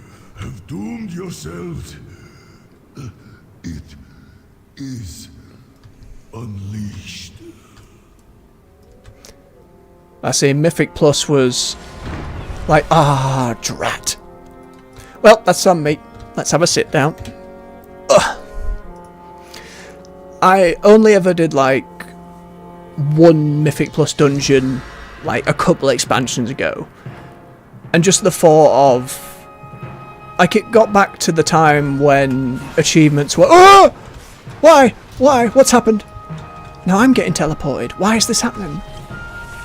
Anyway, it got to the point of, like, you cannot join this raid unless you have the achievement to kill it. And it's like, well, I haven't done it yet. So how on earth am I going to join a group to get said achievement? And that kind of mindset. And people were linking gear score. It's like, have 1600 or something, or you're not getting into a group. And that aspect has kind of followed through WoW ever since. And has, for a player like me, I do not want to engage in that whole aspect if I'm going to be put on trial for trying to play the bloody game. Which is a real shame, because there's a couple of dungeons that are exclusive to Mythic Plus. Like, for Dragonflight, the Dawn of the Aspects, I believe it's called, looked so bloody cool. It looked like a really awesome dungeon. And I won't be able to do it for like an expansion or two's time when I can walk in solo it. And then I'm not getting the true experience then either. And again, I know actually going out and trying to start a group and being like, hey, I don't do this, I just want some folks to come give me a hand. Like, I'm sure that will be doable. But for me, that barrier to entry feels massive. And just the possibility of someone breathing down my neck going, you're not using the perfect talents, and you don't have good gear, and you haven't done this, and you're... Oh. It's like, well, I'm discouraged now from ever doing that. Because I don't want to deal... Pardon me. With folks like that. And in trying different MMOs over the years, especially in the wake of Shadowlands, and that kind of max exodus you had to Final Fantasy XIV and other MMOs, 14, what I really liked was just how welcoming a large portion of the community was. And it was like, we will help you, we will teach you, we will work together, and we'll have a good time. Obviously, as time went on and you started getting more towards the harder content at the end game, that toxic stuff reared its head again, but it was still... it felt a little more reasonable. The Awakener may prove useful, one way. Oh yeah, I imagine in Shadowlands, with all the problems it had, it just magnified by so much. Especially with all the different currencies and things you had to go and get, that you had to be on top of. Do you have something of value? I'm just randomly grabbing quests now, probably won't need to do all of them. Alright, that's a big upgrade, that's an upgrade, let's click it, click. Get these back out again. And then get them back in again. That's something they can look into for next time, just... whoops. Let me transfer the gems in this piece into the next piece. Oh, I can imagine. Like, Classic and that mindset of, oh, this, the true grinding, and the people who were really good at the game, and the... I don't know if min-maxing is necessarily the right word, but you had to put in a lot more effort for the specifics. And I was so young playing the game back then that that didn't even register. It wasn't something even remotely on my radar. But as you say, there was such a focus on community, and it wasn't that kind of quick access we have today, that it nurtured that community a bit. And I think I've never gone and actually taken a wholehearted look at Classic. I haven't bothered, because I don't like... I look at it and I think, I don't want to farm weapon skill. I don't want to have to spend all my gold learning my abilities 10 levels too late. Like, I'm bad enough with gold in retail. Like, I was never going to get enough, it felt, to do that idea. Like, I remember dying in Stranglethorn. I remember getting murdered all the time. But that sense of community is, I think, what a lot of people really wanted, and I think what a lot of people didn't realise going back into Classic was that the kind of modern toxic stuff could follow through and then be in there. Now again, I don't play it. I don't know how that actually holds up and how Classic is as an experience to play through in terms of like getting groups working together, and if that kind of elitist stuff really permeated that far. I just hear the occasional like community outcries over one thing or another. As I've said earlier in the stream, it's not how I play the game, so it doesn't really bother me as much. What bothered me was always how they treated the story and how much content I had outside of Dungeons and Raids. Rage? Dungeons and Raids. There we go. English. I need to target something first. Like I've said, LFR certainly helped with that. It meant you could see a lot of this stuff. I remember Lei Shen in LFR being troublesome. And Remix here doesn't really capture that, because things just die so fast. Again, maybe on Mythic they do, but it's certainly something they can consider. Oh no, don't ghost me. No.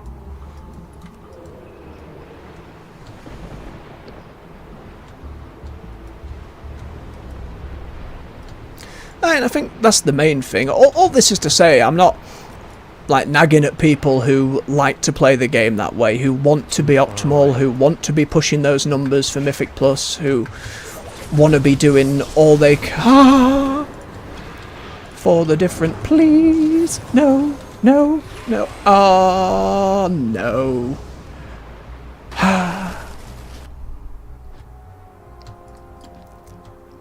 Now this is a problem. I don't know if I'm going to get back before all the bosses are dead, but we'll see. But yeah. And people can enjoy the game however they want to, as long as they don't make it a bad experience for others. And that's the unfortunate part of it. Do I think the story writing's gotten better?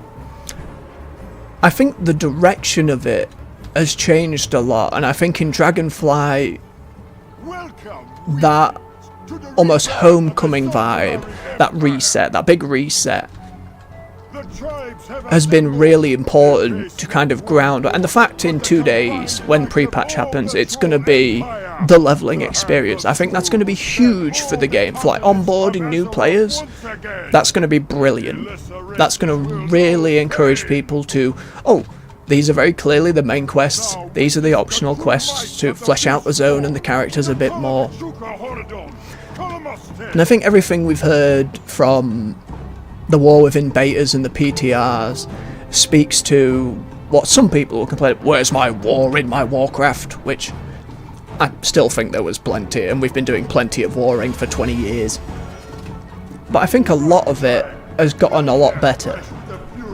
Whether the direction of it is to your liking is each to their own. And I think Final Fantasy XIV's having that same experience with, from what I understand, its most recent expansion also being kind of that more tame, homecoming, resetting the board for the next set of stories. And for WoW, it's really going to be the World Soul Saga as a whole. Now that they're planning this thing in 3 parts, they can really focus on like foreshadowing, long-term storytelling, building up characters for now and expansions for to come. And I think potentially that's huge for the story in the game. Let's say over the course of Dragonflight, I've enjoyed an awful lot of it. I've had a really good time, whether it's going through with like Rathian and his story in here, like the Blue Dragonflight quest line was like a highlight, and this little send-off to Malagos and Sindragosa that was just really sweet. And there was in the Emerald Dream patch, there was this big moment where characters all came through portals like Avengers style. Here are all the leaders of the various factions and characters we've known. And playing through that, I was like, this is great. This is a callback to the past 20 years and all these things that have happened and built up. And then all I heard was online people going, undeserved, came out of nowhere. And I was like, but in the quests, if you read the quests, they were like, we're reaching out to our allies, we're like, we've set this up. Like, it's not like free patches worth a setup, and maybe for your big Avengers Endgame moment it'd be more deserving of that, but it didn't feel shallow by any means to me. It was still just fun to see. I think for a lot of people that kind of gets in the way. It's like, we have fun, right? It's a video game. We'd have a good time. It doesn't have to be super self-serious and over the top. Well, maybe over the top's the wrong word, but they can have fun. And there are certainly criticisms, like the end of the raid, the way the aspects talks to each other, and like the conclusion of that story, and the elements that were kind of rushed, like Viranov, like joining the good side and all that kind of thing. Like there was room to flesh that out more. But by that same vein, we're getting content faster than ever. Like faster than WoW's entire history. Like we've never had it as good content-wise. And with, as you say, like classic, these different modes like remix, like and the different classics, and then the whole thing with Season of Discovery. Like that's a whole thing we haven't even touched on at all. There are so many ways to just play WoW now. Like Blizzard have kind of carved out this, what's the word, this kind of, I don't know if infrastructure is the right word, but this kind of bubble to keep people playing WoW in different ways that a lot of other games simply couldn't do. Like that there's just not the content to do so.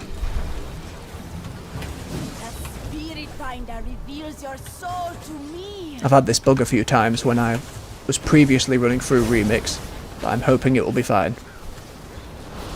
I will bury you all. Incoming. Oh yeah, people adore to complain, like more than anything else on the internet. You've got your anonymity and a complete lack of any consequence at all, and most people just can't be bothered. Like in terms of like, it's more effort than it's worth to say to the people who are always complaining, like, can we not? And don't get me wrong, for like Shadowlands, when there were a lot of criticisms that you could levy at the game, that's fine. But it became such a slog that it kind of went through every aspect of the game and made it unpleasant on all fun. Oh, speaking of unpleasant, I believe this has bugged because none of them are dying. I'm not sure what the fix is other than dying. So let's go jump in the sand.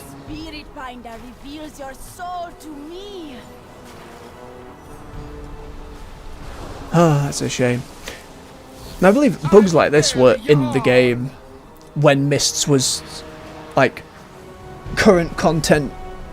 And it seems like they just didn't take a pass. Like didn't go back and look at all the issues. Well, exactly, that's the hope. That people can find the game of WoW that they want to play. I'm still hopeful that the War Within will win a lot of folks over, but some folks just love that way Classic played. I find it really interesting for like a younger generation coming in like the novelty of being like, oh, I can go play the old World of Warcraft that I wasn't even maybe born for.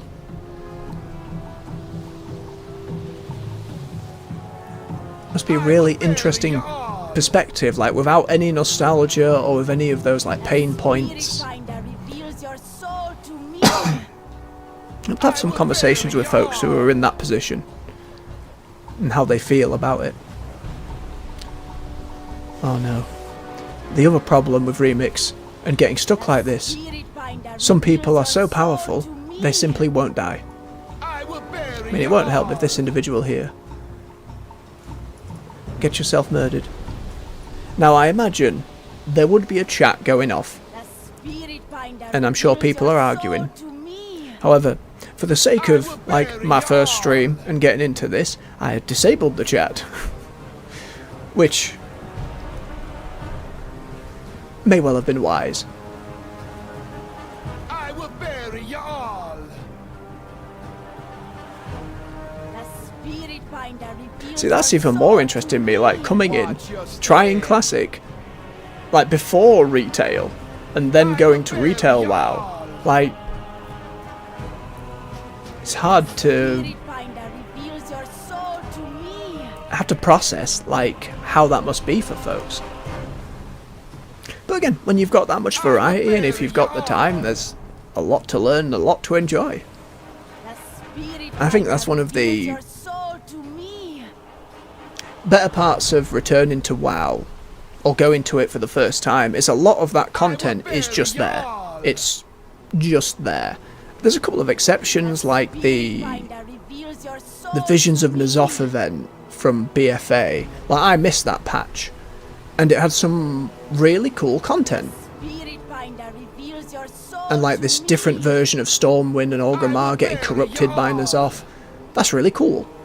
But it is now, as far as I'm aware, unavailable.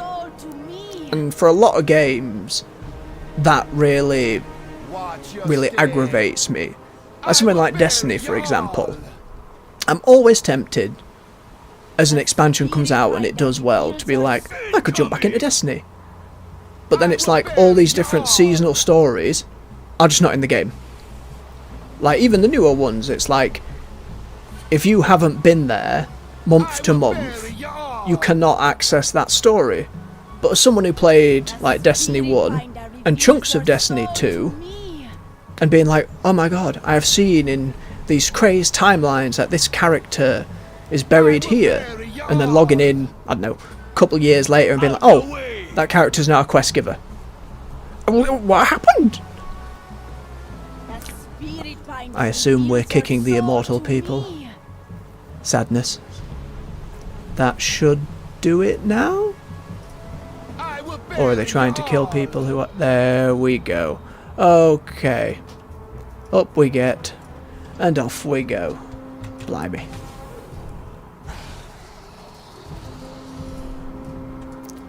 Oh, someone res there, though. That's fine.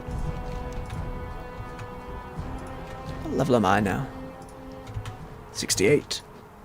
Reasonable progress.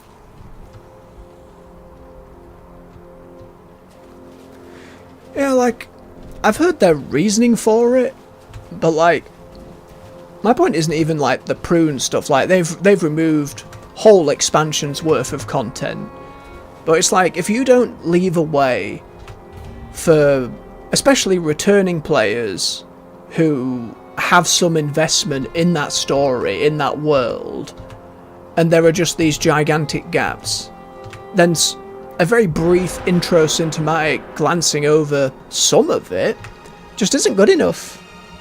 And it's like, it's really difficult to get reinvested. Whereas like with WoW, while it's not exactly smooth with time walking and going back and doing chromie time to do all the individual expansions, it's not set up in a way that works that seamlessly, and you get like teleported out at a certain level to do the newest stuff, but you can do it. You know, you can go through and do every zone, you can do every quest, you can in theory then walk in and solo the raids. And you can see the story, you can see the content. I think that's really important. Again, even if it could be better in how they portray that. Oh, thank God. It was just fine.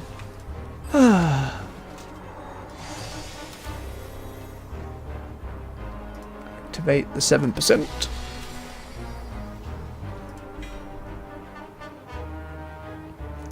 Absolutely. Like, it must be like a massive blow to developers who have spent all that time to then be like, we're removing that bit. And I think it just screams mismanagement. Like, whatever plan you had has gone horribly awry.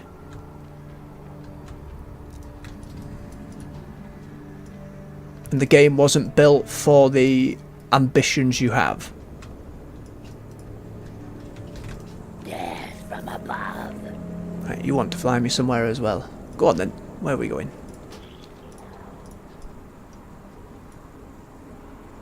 I mean, this is the second time you've flown me about Deer Kill Rook, so let's have a quick sip of water.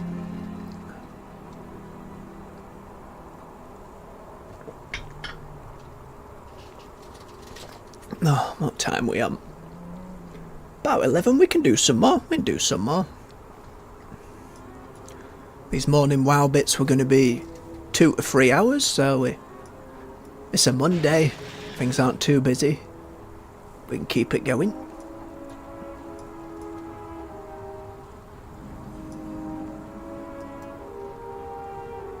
Whee! Oh, hello.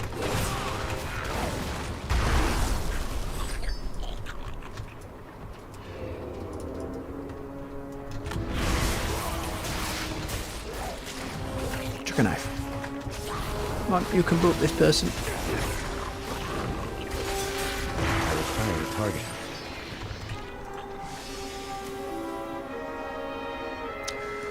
Oh, over the years I've tried a good chunk of them.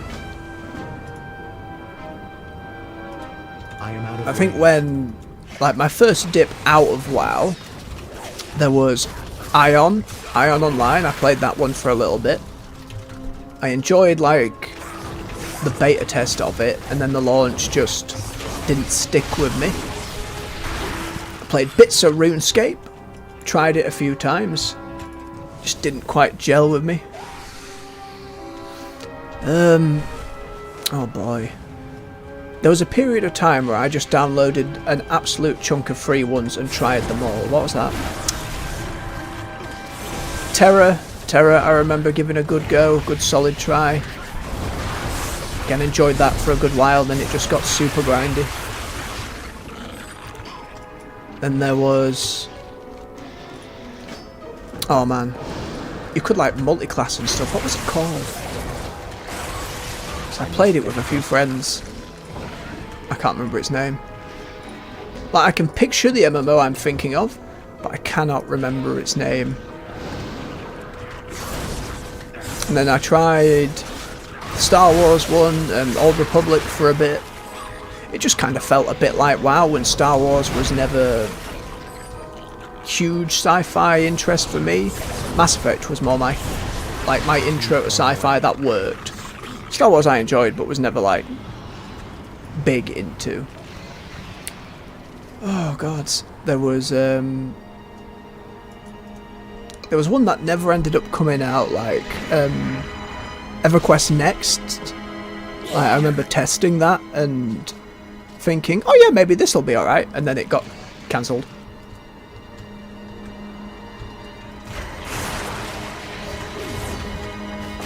The Claxy stuff, yes.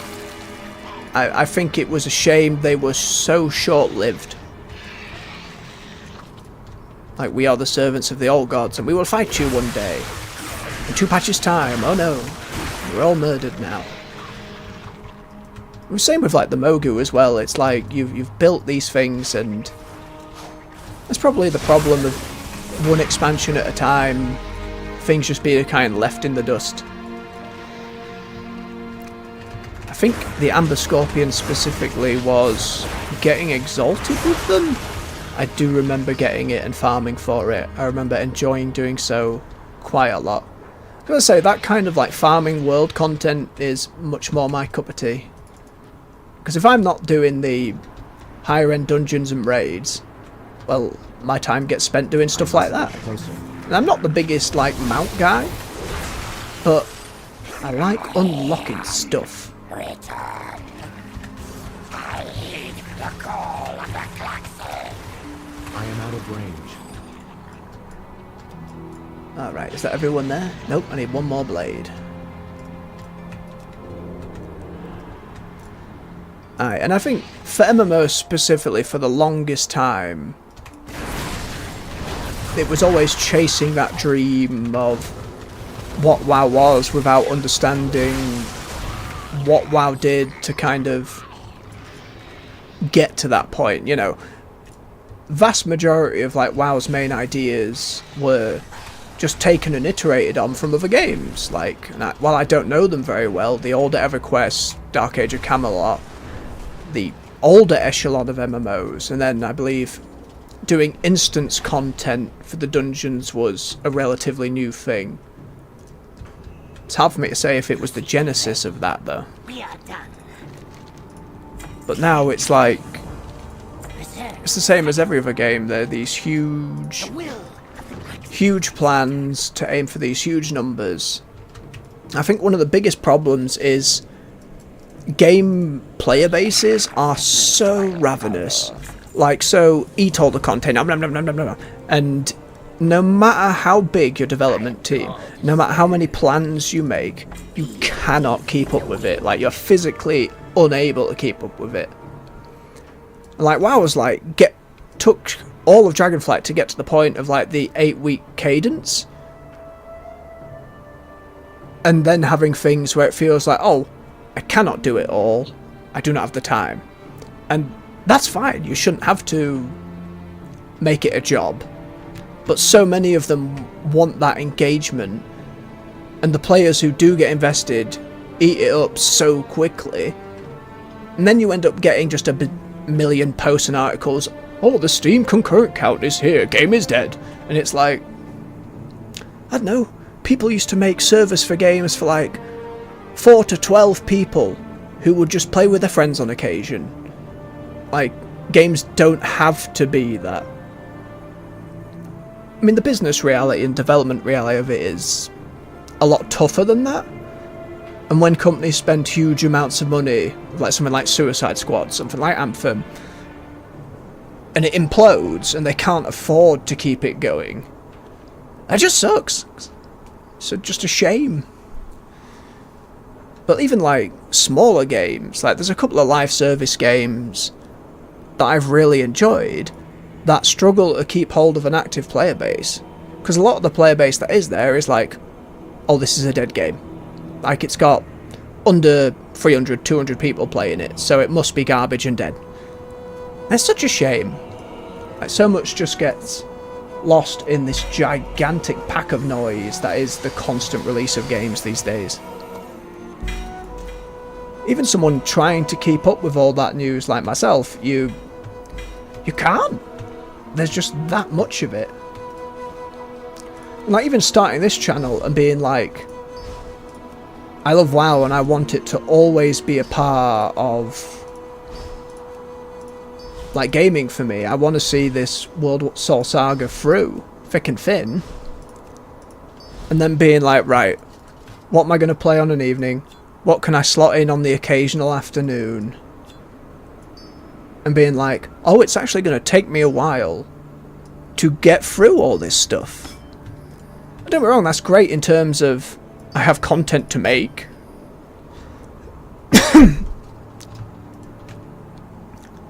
But I think the expectation that there will be an endless number of players who will play your game forever, when people get bored a few months in, then they just want to play other games. That's perfectly natural. That's perfectly fine. And the wisest thing Blizzard have done is understand that and be like, it is okay if you want to stop playing for a bit. That's fine. It's all good. We'll be here when you come back.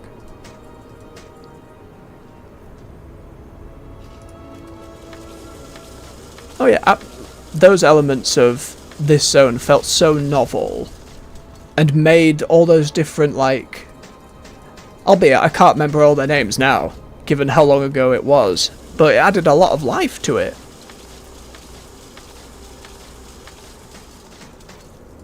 Yeah, it just adds to that shame that they never really lasted that long.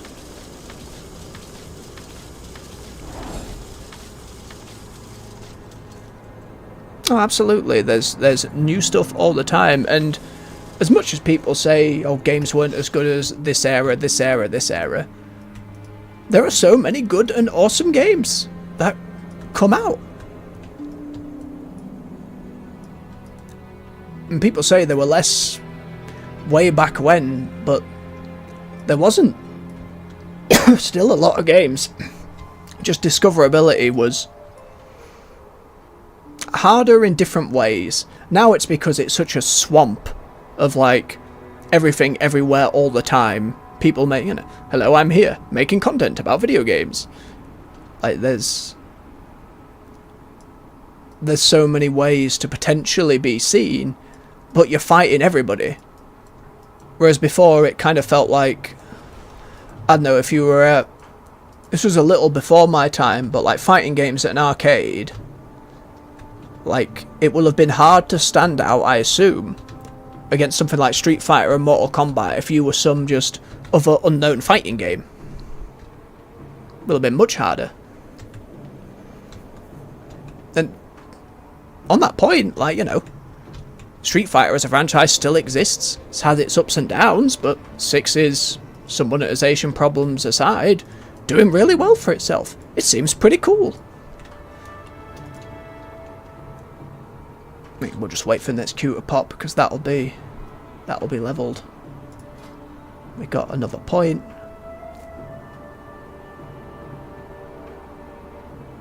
Randomly throw poison. Sure, we'll add that. Again, it won't be changed in 2 days.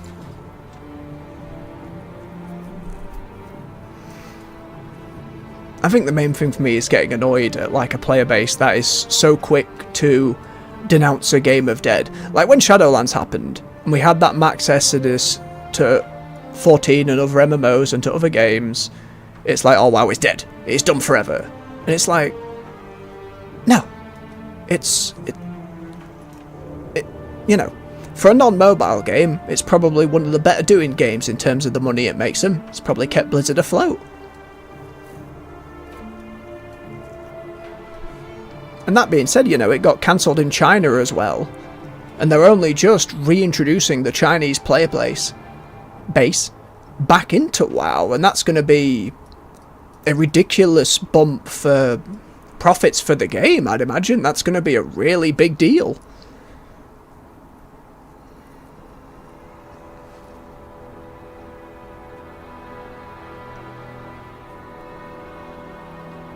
I think that's a fair point.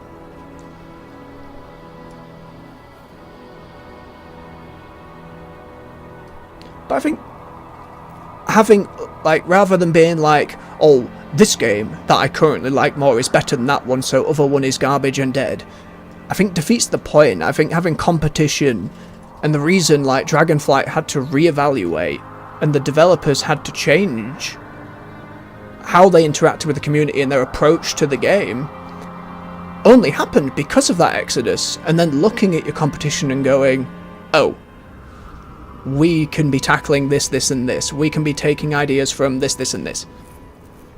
And it's the same why a lot of these live services games failed. Like Anthem was notorious development cycle in mismanagement in the case of, oh, we will not discuss other games, we will not talk about Warframe or Destiny or looter shooters when making a looter shooter. And you think, how did you become management? How did you get to that point where when they revealed it, I can't remember which E3 it was, but they showed off like this like almost fake gameplay trailer, like very showy. And there were developers who were like, oh, that's the video game we're making. Huh. It's wild. Oh yeah, absolutely. There was a huge amount of complaining for Shadowlands. I think an element of that was, of course, COVID, inflated numbers, people being really stressed, and any sore point being magnified by all that. And a lot of the issues with it, like the gearing and the currencies, yada yada yada, didn't bother me. I get a lot of the story complaints. The jailer was a bad villain, for example. Like, I don't think the idea was necessarily bad. I don't think it was retconning to kind of slide him into the old lore. That's not removing that old lore. It isn't retconning it, as far as I understand. It's reframing old content, and that's fine. He was just boring. Like, I think that first showing of him, like the in-game BlizzCon trailer where he was tied up in the moor, I think he should have been tied up, stuck there, most of the expansion, like working from the shadows, doing all that 4D crazy chess he was like supposedly so good at, rather than being this big imposing, I am the jailer, and I can just beat you all, and I have this plan, and I'm going to menacingly walk around on occasional cutscenes, and it's like, we've killed bigger big scary boys than you. Like Deathwing, you know? I really wanted to love Torghast. Like, I love roguelites. I'll probably be playing a lot of different ones over time on this channel. I mean, I'm going to be playing Hades 2 for the first time this evening. Super excited. And my first few runs with that, I loved for Torghast. I love getting crazy powers. I love some of the silly mechanics in there. I went in, me and a friend, just playing the two of us. And we hadn't read up on it, we didn't understand. We were having some trouble with the last boss in one of the early runs. And then this gigantic big thing starts coming from us, from the entrance. It's like, oh, you have taken too long, this dude is going to come kill you both. So we're trying to get this boss down, screaming and laughing on voice chat, being like, why, he's coming, run, oh my god, blah, blah, blah, blah. And you're just panicking and losing it, and it was fantastic. I loved that. But the biggest problem with it, especially when you're making something so repeatable, even with some of the, like, they did have some variance in the environments, but it was all more stuff. It was all spiky and metal, and sometimes it's red spiky metal, sometimes it's a bit green, but that's what kills that completely. Which is really unfortunate, because again, as an idea, adore it. WoW could really do with something like that. That should be a way to level, you know, like, oh, I don't pick a remix or a live character, I want to put them in the, I don't know, let's call it a Caverns of Time thing. I want to be thrown through the history as Azeroth and do ridiculous, silly things, like, I don't know, throw me into Broxagar and Ronin in the past fighting Sargeras. Just have me on the sidelines murdering scores of demons. Have me going through different, like, raids and stuff and different expansions in a different way. Have me be sent to all these different environments. Yeah. I failed video game design at university. Like, I could not hack it. I could not keep up with that. I have an immense respect for developers who, in another technical field, could get paid much more, and the vast majority do it because they love video games, because they're passionate about it. I am not a designer, but I feel like some kind of repeatable roguey thing, just as an option. But I suppose that's the problem, isn't it? Like, then you have to do development resources and time, and are we going to make this evergreen, which fortunately they're doing more of. I'm really excited for Delves. That sounds like something. Oh, I shut the door on people. Whoops. I'm really excited for Delves to kind of fill that void, to be repeatable content for a solo focused player, or play with your friends. Like, I think that's going to be really cool. And it's really hard when people are going to play the game way more than you anticipate. They're always going to be doing more and figuring out more than a developer can ever fully get to, no matter how much you test it. And they're doing a lot of testing these days, which is great. hopefully that means we don't get as many issues with stuff. The light. But players will always break something. That's just the way it is.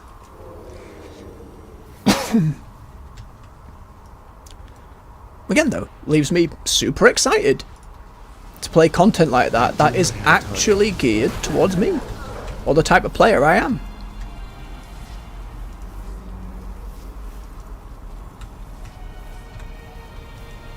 Yeah, absolutely.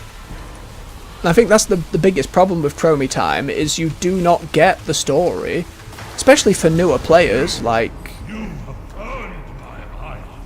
you get through, like, without heirlooms, I guess, like a zone or two, maybe 3 or 4, I don't know, these days, but pretty quickly, and then you're launched off to whichever expansion is current. Again, Dragonflight becoming the leveling expansion, I think will work really well for Dragonflight content, but there's still that problem of the old stuff, and how best can we enjoy it. So, as you say, a mode that's very focused on being, oh, that was close, on being trained up and getting leveled, maybe getting some rewards, maybe they're not unique, maybe they're, I don't know, a recolor of a raid set, like a story colour or some such. Or even just, again, for new players who don't have a collection of transmogs, like, here's some of the gear from those zones, from that area, as your reward as you go in.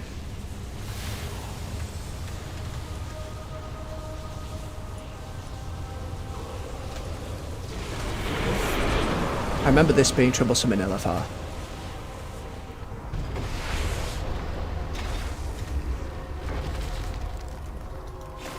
Oh, and somebody did die. Don't know how.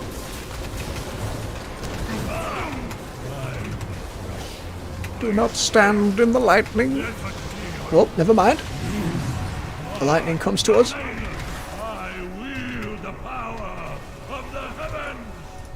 We'll just say I loved the introduction of Lei Shen. Like the release trailer for it, the little poem that Lore Walker showed did, like, Pandaria, its hills of gold in dark and mournful times of old, did once a hapless horror grow. And just going through, and the presence this villain had. It's just more shame the Mogu kind of disappeared.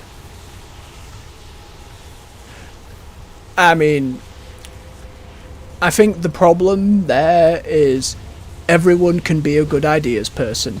You can spend that time, you can think about stuff. You know, if you play a lot of games and you absorb a lot of the culture, a lot of the news, and you keep, like, aware of the conversation, I think that just comes to it naturally. And I think that was, like, not the trap, but the realization at university of everyone here has cool ideas about video games. The actual doing, whether that is art or programming or, you know, level design, like all the many aspects that go into creating a video game, you gotta not only be really good at, like, one of those, but have an understanding and ability in all those areas and how they intertwine to flourish at that. And I could not hack it. Don't get me wrong, there was other personal stuff and just mistakes I made that if I had applied myself fully and got past those hurdles and the self-doubt and, like, oh, everyone around me is doing amazing stuff and I am doing garbage. And, you know, if that wasn't a thing, that's more of a me thing, but I think that realization is something anyone can fall prey to. And I studied it at college first and I did alright. But as you say, the true, what's the word?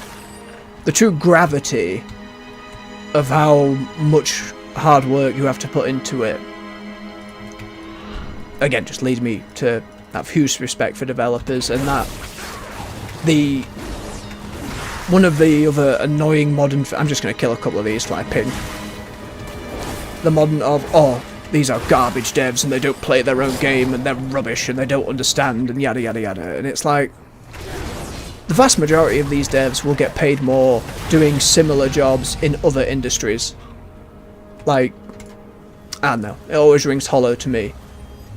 And I think the vast majority of problems come down to poor management, poor timing, rather than individual devs.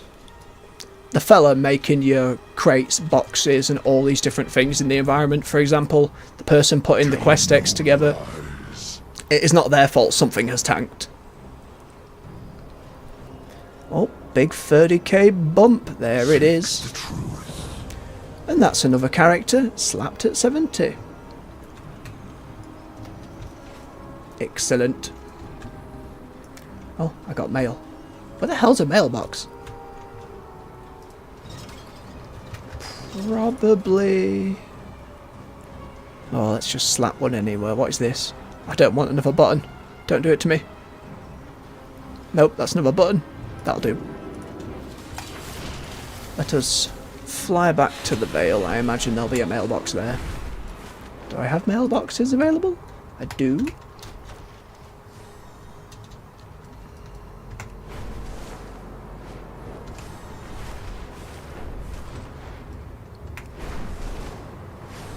And it's a shame because a lot of the bigger companies and corporations abuse that passion and have gotten away with those like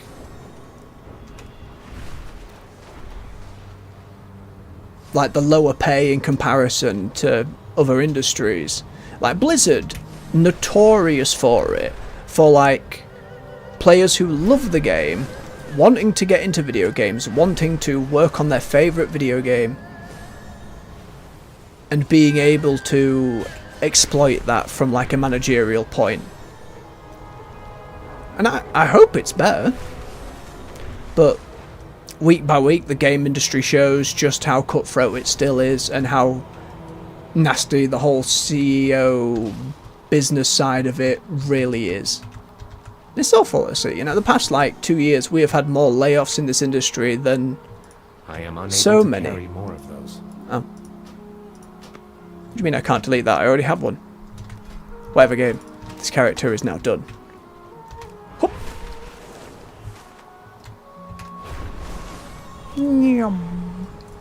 Then we will just buy the ensemble stuff.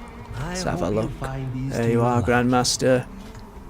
Very nice. Let's grab that. That's why we're here. And then what have we got? Big red sword. Different red sword. Very draconic. I think. What is that? Is that a bat? Let me flip it, game. Looks very... What's the word? Like the vampire Venfear thing. Then this one. Oh yep, that's like bloody as well. It's like those rogue shoulders with the blood vial in them. I can't remember the name off the top of my head. But yeah, we'll grab that as well. May the red crane live Again, as Remix gets closer to finishing, we'll go through and spend all of this bronze on all the various things. There we go. Again, I've said like story and the solo stuff is what I enjoy most about WoW, but the real king is transmog. No game has a better transmog in terms of just ease of use and visibility, and the War Within's going to make that even better. Just more transmog, more alt friendliness, more collect the stuff. The number of times I've been on a flight path waiting for a queue and just looking through all of these, even the old silly ones, all the way through to the newest high textured shiny belts. Oh yeah, there we are, there they are. With the blood on them. Even for back then, like 3D and moving, like that's Burning Crusade. That's pretty good.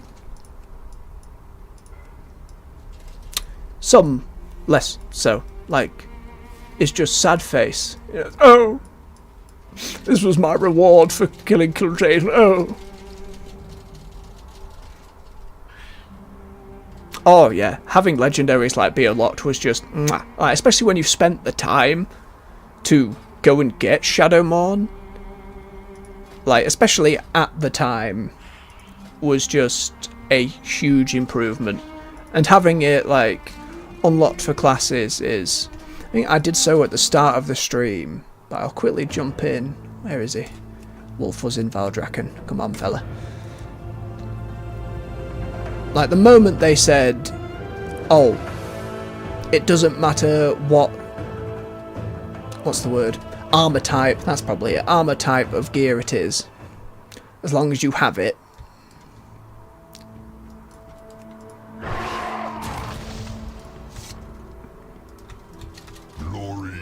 Yeah, so he's holding on to. We got some mail, we got some cloth, we got some more mail, some cloth. And so I'm holding on to loads of this stuff on different alts. So that once prepatch happens in a couple days' time, all I have to do is come in, click on it all, or some such. Even these, even collecting greys is great. And it will all be unlocked. Aye. Sargeras made me sad. I killed him and all I got was this sad face. Oh. Another stuff, I can't wait for the warband stuff to turn off quests I have done. Like, because it's not too bad at the moment on this character, but like, this quest shouldn't be here, Caligo shouldn't be here. It's just confusing for new players. I want to have all that knocked off. Let's have a quick look at people's transmog. Oh yeah, we see this one a lot. We see Big Paladin here a lot, similar to my main. Just have a good old nosy at people. Yep, there's an old mist set. Nice hat, nice hat. We've got Revealing Demon Hunter. You're always going to get those. Big fish. What you got? It looks like a BFA set. It's got the Alliance colours going on. Herb hat. Oh yep. Heritage armour. Lovely choice. Lovely, lovely choice. Good mage set. Ah. True WoW endgame. Let's get you back to the mailbox.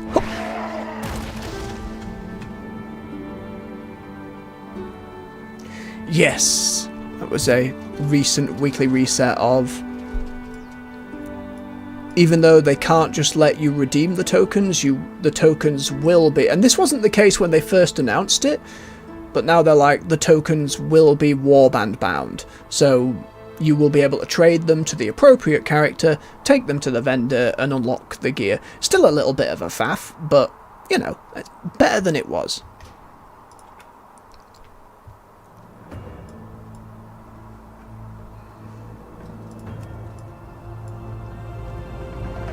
Let's see. We'll jump back on the road from now because I'm deadly curious how the PvP queues are these days. Just in the next 20 minutes or so before we call it for now. And my desperate need to empty all of my bank. Oh no. I started doing this earlier and gave up because my bank is full. Because I don't know what is or is not useful. Because there's just stuff. I got those. I got that tiger thing. Just stuff. I don't battle pet. I don't know why I've got all the battle pet stuff. Why fortune cookie? We don't need... Okay. We don't need the fortune cookie. I don't know what that's used for. Resurrects people. That sounds useful. I guess we keep it. Farming a legendary. Specific mining pick. I suppose I don't need this anymore because it's a toy. Right, we can get rid of that. The Flightmaster's whistle, though? Not a toy. That one toy. Okay. Like, what am I going to do with this? I don't plan to go to Nazjatar anytime soon, but I might. Same with this. I'm sure that was useful somewhere. That was all Mechagon stuff, which I barely did. Right, we can just get rid of the battle pet stuff. We do not need it. I mean, I could just use it. What am I doing? I've got those. I just press that button. Aye. I think 3 was enough for me at the time. But now that transmog means that I can just pick up stuff and use it, I am way more likely to go back for more transmog runs again. Way more likely. That might be useful. I don't need this boat anymore because I got the Tuskar Raft. We don't need this. I may need that. I don't know with that one. I already have a fancy pick, so we can just pick that up and sell it. That's Mechagam. That's Mechagam. No idea. Also no idea for powerful... I think that was a vendor who sold that as a joke, and I thought, maybe it's used for something. Vaults. Dragonflight stuff. Oh no. I've got half a Thunder Fury in here.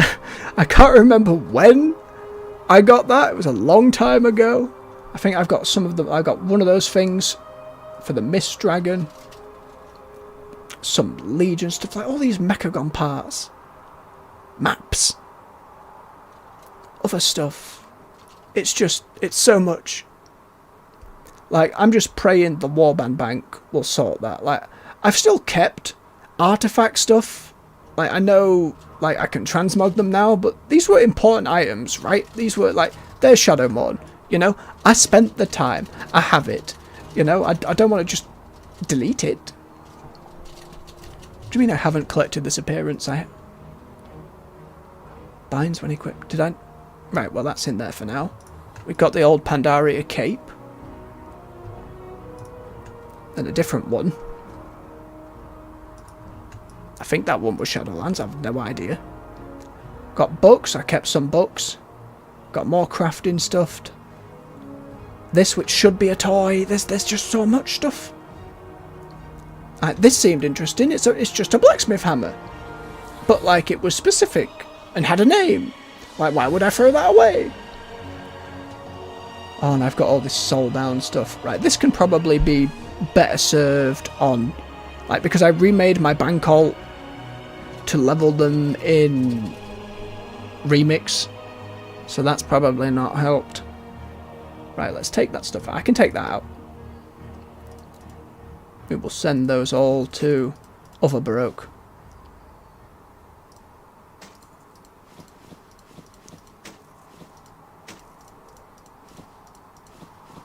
Okay. I don't know why personal tabard. Could probably sell that. That's a spare bag. Can sell that. We can. Oh no, they were buff food. No, it's fine. We'll slap the barter bricks in there. I don't care if you're an armor bag. You're taking it all. Froll, Sottler, Marks. Okay, that's more battle pet stuff. More battle pet stuff. Ring from one of the 0.1 patches. Stuff from those patches. Oh. The only augment crystal I have. We keep that. Don't need Slick in the big city. I'm not going to need these lockpicks. Or this. Can this go in here? I can't put that there. Nope. In here? I can't put that there. Nope, can't put that there. The Lurker Spear. Keys and storm fragments and baubles and Jesus. Now, we can use these weird stones. We can sell all the food. We can sell that bag. I need this barter boulder to buy crafting stuff. Thermal anvil we need. Okay. We're actually getting to a point where this is manageable. Can we drop all this in? Oh, it's going into that part of the back. That's fine. That's fine. Get in there. Hopefully the Warband Bank isn't too pricey. Because again, as far as I understand, in the context of Modern WoW, I'm not exactly well off. Right, we don't need those. But we keep those to level those up.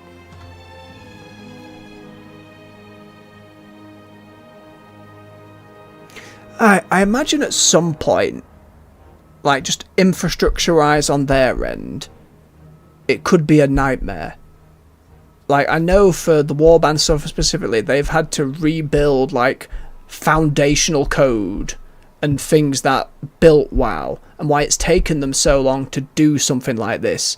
and the reason why they don't have cross-region play, like I can't play with people on an American server on an EU account. Like, they want to do that, but how the game was built over 20 years ago means they cannot do so without, like, utterly causing a fire. Which I think a lot of people don't appreciate, that they're still trying to get things to work on a game that is so very old. Oh, I just put all this in a wall back. Right. You take the stuff. We will go put it in your goddamn bank. Got these cosmetics for the patch. So these were like trial of style stuff. The bits that I thought were the coolest looking. So they're waiting for pre-patch. Can I not fit anymore? Nope. I don't really need the ring. I'll probably sell the ring. It's fine. They're all going to him anyway. Bam, bam, bam, bam, bam, bam, bam, bam, bam, bam. Even for this stuff, it'll be like, right, which set do I think I want to collect the most, and figuring that out will be a ball ache for another day. I think it'll even out over time, because especially at the start of the expansion, you're only going to be looking at, like, the new crafting stuff, the new, you know, like ore or herbs or that kind of thing. So I don't think it'll be a problem initially, but eventually it'll all add up. Right, how on earth do I do this? Battle pet. Never opened this. I never used the poor buggers. Right, who's an undead? I wish it would just apply. Are you undead? No? You're undead. Like, the fact they have this whole Pokemon minigame in WoW and haven't made a mobile game out of it that ties to it, that you can level through, mind-boggling to me. Easy win. Oh, I can filter it, of course. Right, pet families. Uncheck all. Undead. Okay, cool. Okay, we had this little fella from Diablo. You can get the undead stuff. There we go. Boom. Alright, you're level 11. Potentially, I imagine that's the thing. To keep it separate, to avoid flooding servers together and infrastructure, but to also have them be able to play, I imagine is a nightmare that they keep going back to, like, think we can do it yet? No, of course not. Humanoid. Okay. Okay, we have all the old Worgen style models. Very silly indeed. Goddamn Murlocs and Murloc puns everywhere. Ugh. Oh no, there's the other old Worgen model. Model? Oh, yep. Little gladiator Murloc. Right, oh yes, the paladin one. Of course, you're fully leveled. Favoritism. Right, let's do the Worgen.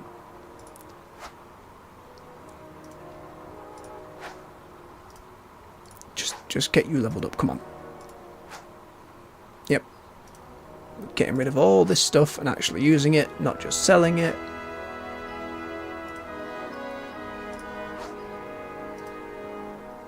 There we go, what's next? That's food to sell, Beast. Or next. Pet family. Tick and beast. Oh yep, we'll give it to the old wolf. Why not? Real soft spot for him. There you go. Alright, the last one. Flying.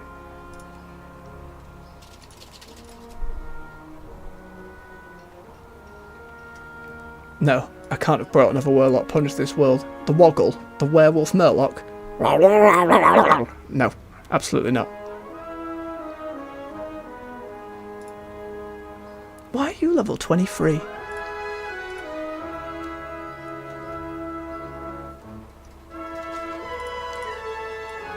Oh, you look pretty cool. You're like an old dinosaur-y one. Don't want to do the parrot. Why, you're a pretty burb. Let's do it to that one. There you go.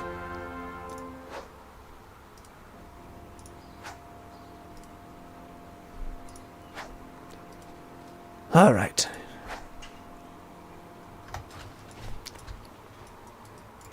I did use all the room in there, I think.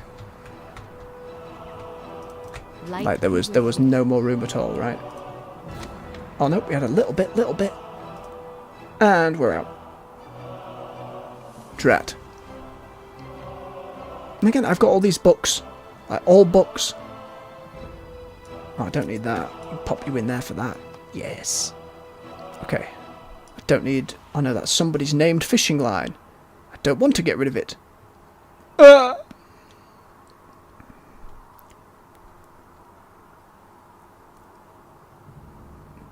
Again, they just need like a library tab, a book tab at some point to put all that stuff into.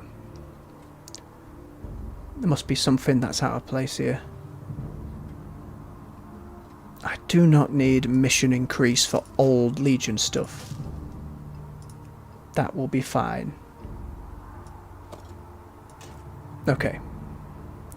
Get in there now. That's those artifacts. That's all stuff like that can be sold. That's just for the excavation thing. You can be sold, you can be sold. That should be a toy.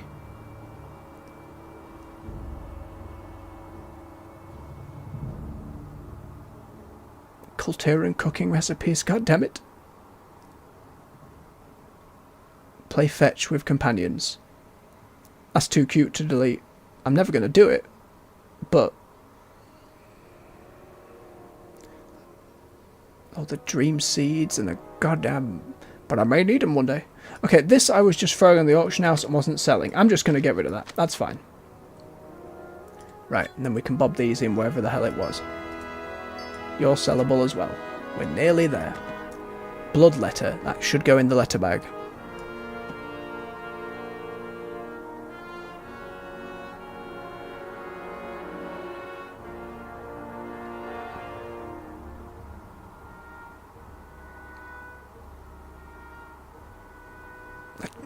I can sell that. I can sell that. That's fine. Just make the cuts. Sell that. Sell that. That's fine. Keep the one food. Sell the apples. Can sell that old pig.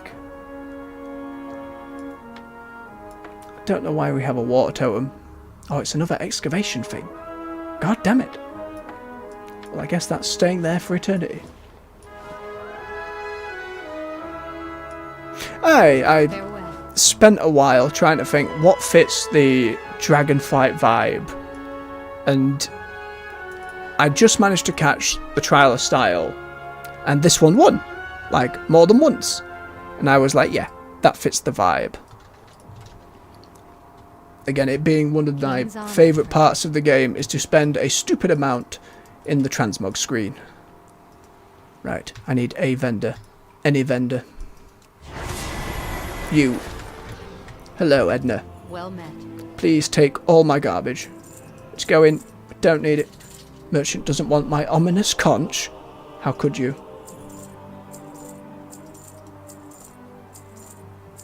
Right, all that gone. Bad. Done. Keep the shovels for now. I guess we keep the artifacts for now. Be careful. We'll keep the conch for now. They're a lot emptier than they could be. And the Warband Bank will deal with that. Alright. Tell you what, in these last 9 minutes, let's go have a look at ye old transmog. Go through some of the sets I saved over the years. Whee!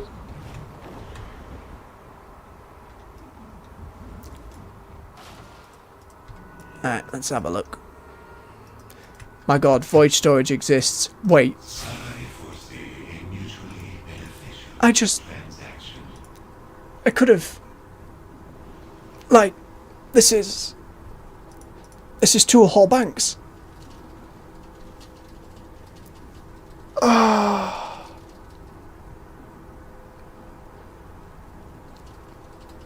Mayhaps. God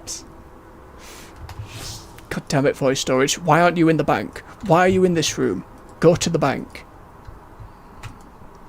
What do you want? can't remember what you were like reforging when that was a thing. Right. How may I be of service? Aye, exactly. Poor void storage. I think at the time it just felt too expensive. Alright. We have that set. What did we have? Oh, yep. So this set was based around the only elite PvP gear I ever got, which was the helm and shoulders from Mists. That red, overly spiky, very silly couple of pieces. But I was very happy to get them. It's very over the top. Spent a lot of time crafting that goddamn lion sword. What else have we got? We've got a holy spec. Yeah, that's pretty generic paladin looking. Yeah, he's all gold. Some reds. Tank one went blue. Mostly a full set. Pre-patch. Oh, yep. We've gone Stormwind Paladin Lion looking. Yep. Shadowlands 1. Oh, yep. We've been to the Shadowlands. We've gone blue and angry. I think a lot of these were made before you could do the shoulders separately. Because, man, what a difference that was. I think that one just doesn't work very well. Too much classing golds and brass and the yellows. But it was something. First Dragonfly. Oh, that's just a repeat of another. Oh, yep. This is when we had the differences. I still wanted the shoulder pad, just because I didn't see it a lot. I loved ridiculously anime-looking Ashbringer with lightning keeping it together. Absolutely adored that. But I didn't actually have... Where was the other one? Oh, this thing. Fishing in the Eastern Plaguelands for hours and hours and hours to get the hidden artifact appearance. Was it worth it? I don't really like using skulls and spikes, but man. Oh yeah, you click the button and you just asymmetry forever. Like, you can go crazy with it. You can hide just about every piece as well. Like, you can, apart from legs, which I think might be changing. I hope I didn't say it right. And we had simple one and the winter wear one. Yeah.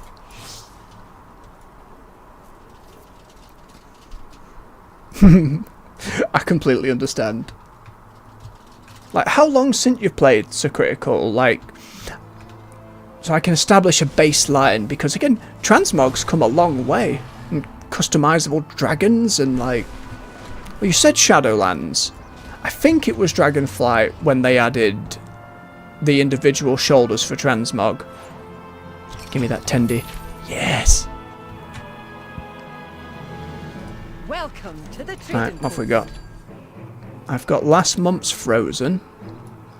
And then this month was all sea themed. And I did not care much for it. Yeah, no. I mean, it's not a bad dagger, but I don't tend to use daggers. That's just an angry fish. Pick, it's a recolor. Decent standard tabard. Helm's nice, but I've got the other version. Robe! See, this would be better if the middle bit was 3D, but you know, can't all be there. Fish shield. That's fine. Then old was Big Red Fox. With a jump. 9 days left. Again, not big on mounts. We still got to get this flamey one at some point. How do I check that again, like the earning of it? Oh, yes, there.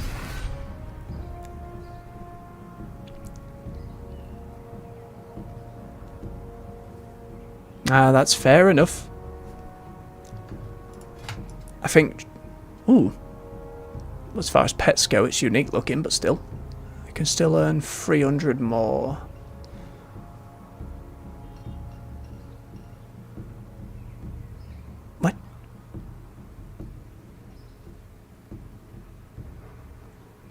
I'll get more. I'll get enough. It's fine. I think Dragonflight, as time goes on, will be held up more fondly just for that foundational baseline, especially as we get into War Within and Wrath and Ruin and things getting very serious again. Oh yeah, completely understand that. That's like going to be... Until maybe Xbox do something and try and roll WoW sub into Game Pass in some way, like, the sub's going to be its biggest downfall. And like, even though WoW has that free to play to level 20, it's like, in the grand scheme of the game, it's nothing. Like, it gives people a very minor taste, but I think most people just assume it isn't free to play in any way. And that will forever be a barrier to it, especially as you say, there's so many games coming out, there's so much to play. That's part of the reason why this channel isn't going to be like just a WoW channel. We're going to have some WoW mornings, there may be some extras when the expansion comes out, but there's a lot of other games I want to get to too. Oh, pardon me. Speaking of, we've been going for about 3 hours there. My computer feels on fire. Let's have a quick temperature check. We're still in safe territory. That's reassuring. Very good. All right. Well, thank you everyone for joining me on this first Good Morning Azeroth, this first stream of the channel. That's the first I've done. I'm very proud I got through most of this without umming and ahhing.